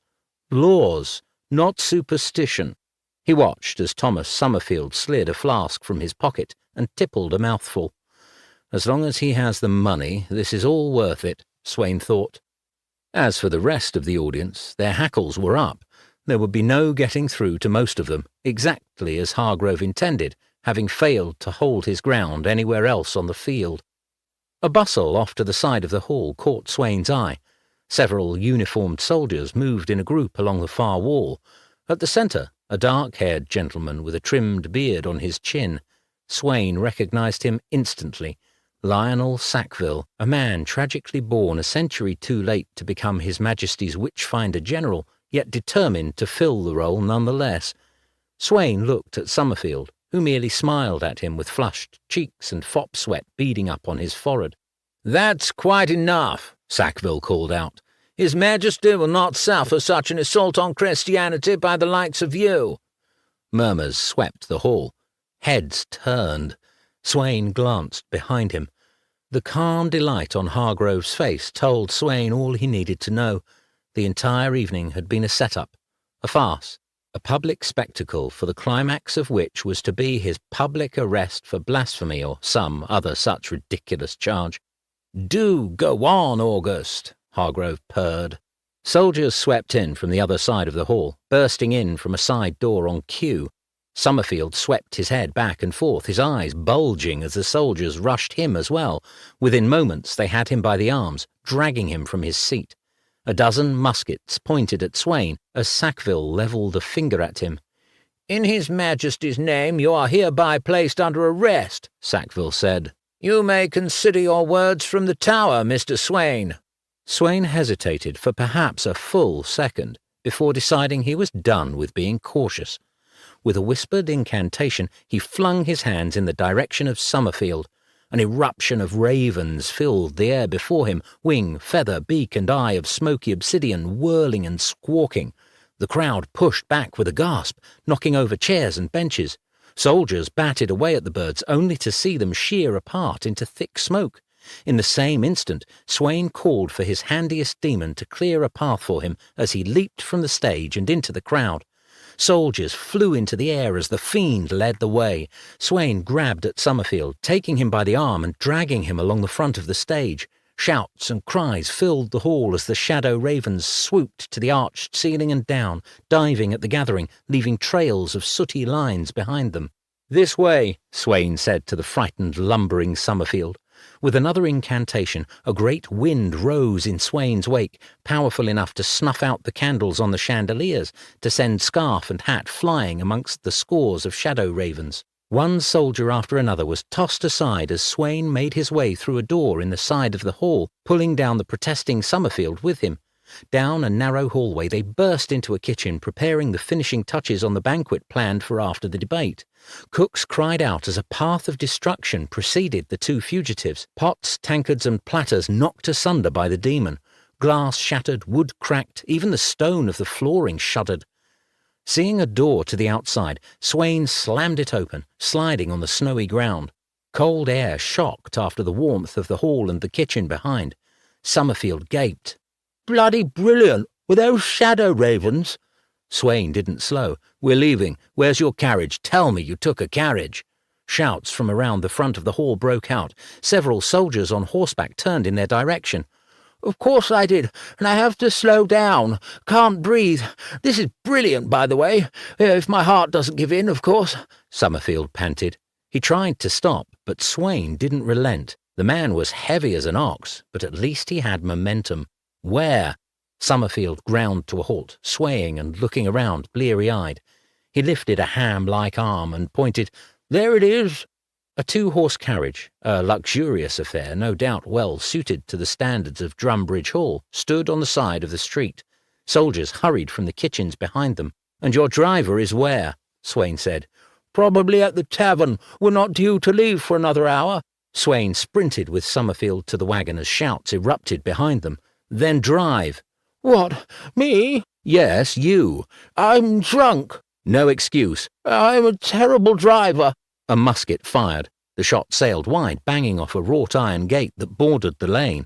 "Mr. Summerfield," Swain said. "Believe me," Summerfield continued, "horses hate me. Bloody things never go where I want, and I've a touch of vertigo, which makes riding up so high impossible." Another shot lifted a tuft of fresh snow from the roof of the carriage. The man was perfectly ridiculous. "And you have the rest of my fee?" Swain said, looking around for an alternative escape. "Of course, in the carriage, locked in a box in the flooring." Half a dozen soldiers came after them, plus more from around the front of the debate hall. Swain turned back up to the carriage. "Then get inside. Now, up we go." He ripped open the carriage door and practically threw Summerfield inside, heaving at the man's impressive bulk with his shoulder. Swain motioned to the driver's bench and bade his demon to take the reins. The binding connection between his mind and the demon's tightened. This wouldn't be easy. Swain threw himself in after Summerfield, urging the demon onward without pause. Both horses screamed in terror, but the carriage lurched into motion, sending drifts of snow off in plumes as the horses broke into a gallop. More shouting and musket shots followed. Swain steadied himself on Summerfield's prone back, peering through the carriage's back window. 3 riders on horseback followed. More were sure to join them. He kept his concentration on the demon, urging him on, keeping to the broader roads. As the carriage careened along the snowy streets, Swain had his hands full. The demon cared little for a steady ride, speeding around corners, whipping past lampposts, sending such foot and horse traffic as there was scattering in the carriage's wake. Several times the carriage took to just 2 wheels, leaning precariously to one side or the other, leaving Summerfield bleating in terror. Even with all that, the horsemen closed the gap, hats low against the thick snow. 3 more riders added to the chase. Swain instructed the demon to find a route to the river. "I'm going to be sick," Summerfield said, bracing himself against the bottom of the seats. "We'll never get away." "Where's the money?" Swain said. "How can you think about the money?"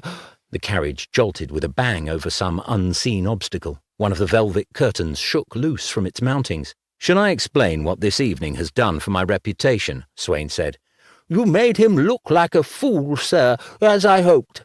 "For all the good it does us, if you hadn't noticed." "Fine, fine," Summerfield said. He crawled across the carriage floor as it jostled and tipped. Unlocking a secret compartment and withdrawing a sack of bills, he shoved it at Swain. "May you find good use of it in jail." "Neither one of us is going to jail." We're going to outride soldiers?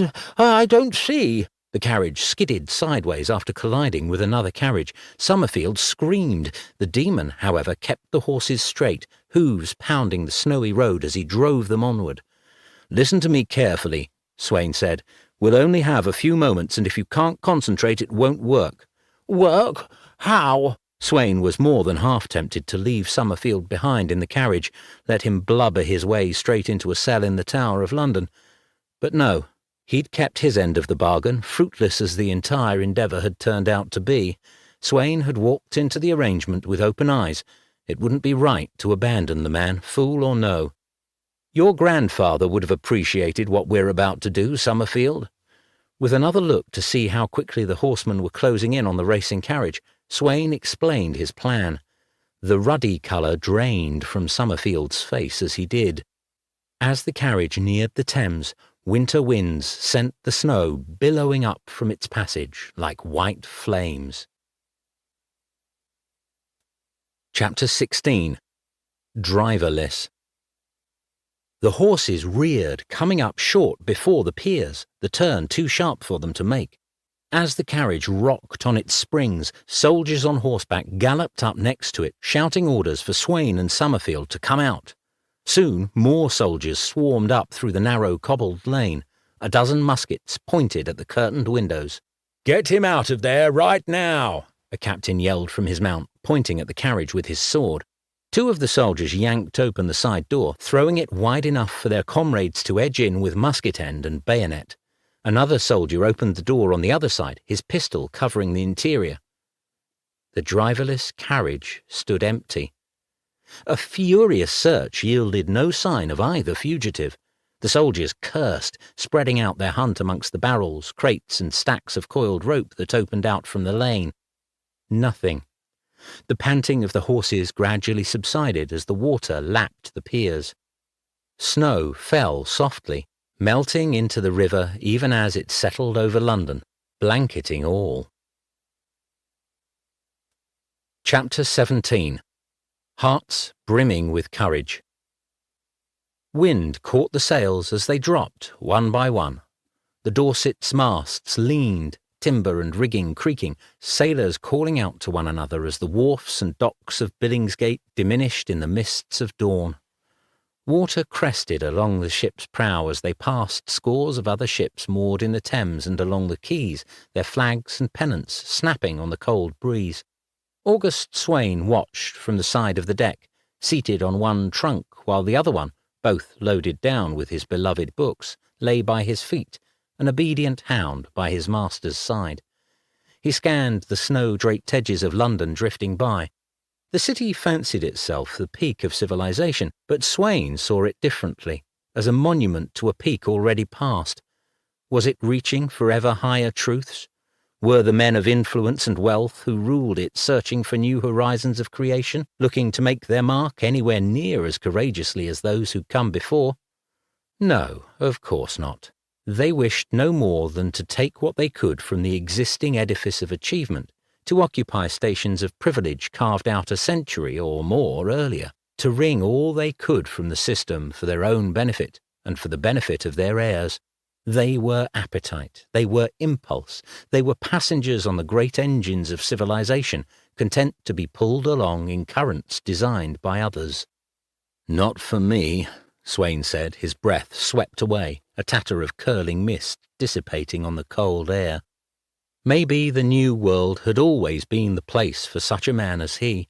After all, hadn't that always been what he'd striven for, to push the boundaries of insight, to discover passageways and paths into the darkness, to set eyes upon the previously unseen?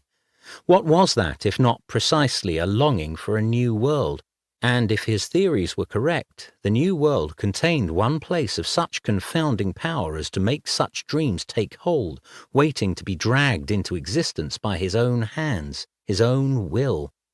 Fitting, then, that he should be bound for a place shrouded in precisely the kind of ignorance, fear, and pious certainty that his worst detractors had marshalled against him. Maybe they wouldn't have been surprised had they known. Still, Swain knew in that moment, as clear as the sunrise glinting off of the waters trailing the Dorset as it made its way to the open sea, that his future lay in Salem. Perhaps the future of civilization lay there as well, another peak waiting for the right individuals, hearts brimming with courage to reach it. Chapter 18. A Dark Key. The book sat on the table untouched as dawn fell through the cracks in the curtains. A mouse, busy sniffing the floor beneath the table for crumbs, lifted its head and stilled its whiskers. As the air grew cold, the mouse flinched and fell over, lifeless. Moments later, the hinges of the door shattered and the door fell in with a bang. The woman with the crooked neck stepped over the threshold and across the fallen door, graceful in spite of her injury.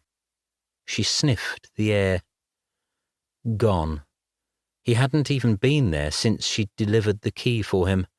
Wisps of magic clung to the corners, glows and stains and echoes that shone as clear as the daylight itself. No matter. She would find him and deliver the key. She stepped to the table, lithe, her beauty grown even more ruinous in death. She grasped the book, holding the tattered covers together with reverence, feeling it vibrate with barely checked energies. With a sigh, she cradled it to her chest. Her gaze turned westward. She sensed him as she sensed the rising sun. She spun and turned back to the doorway, footsteps light as she crossed out into the hallway and down the stairs. Those still sleeping in the adjacent rooms had their dreams turned sour. Down the stairs she went. As she neared the bottom, a group of soldiers burst in from the street, scarlet uniforms dragging in the chill of dawn with them. They passed her with nary a glance as they rushed up the stairs. 2 of the 12 would be dead by nightfall. The rest would have curious and disturbing thoughts they wouldn't be able to get out of their minds, a touch of death that 4 of them would carry forward within the fortnight, while the others would bury them down deep to fester. All things in time. The woman with the crooked neck walked out into the bustle of early morning London, ignoring the soldiers out on the street, avoiding the wagons and carriages just setting out on a cold winter's morn. The air was crisp, and thin clouds wore the gold and orange of sunrise. Snow softened the harsh edges all around. She held the book tightly to her chest.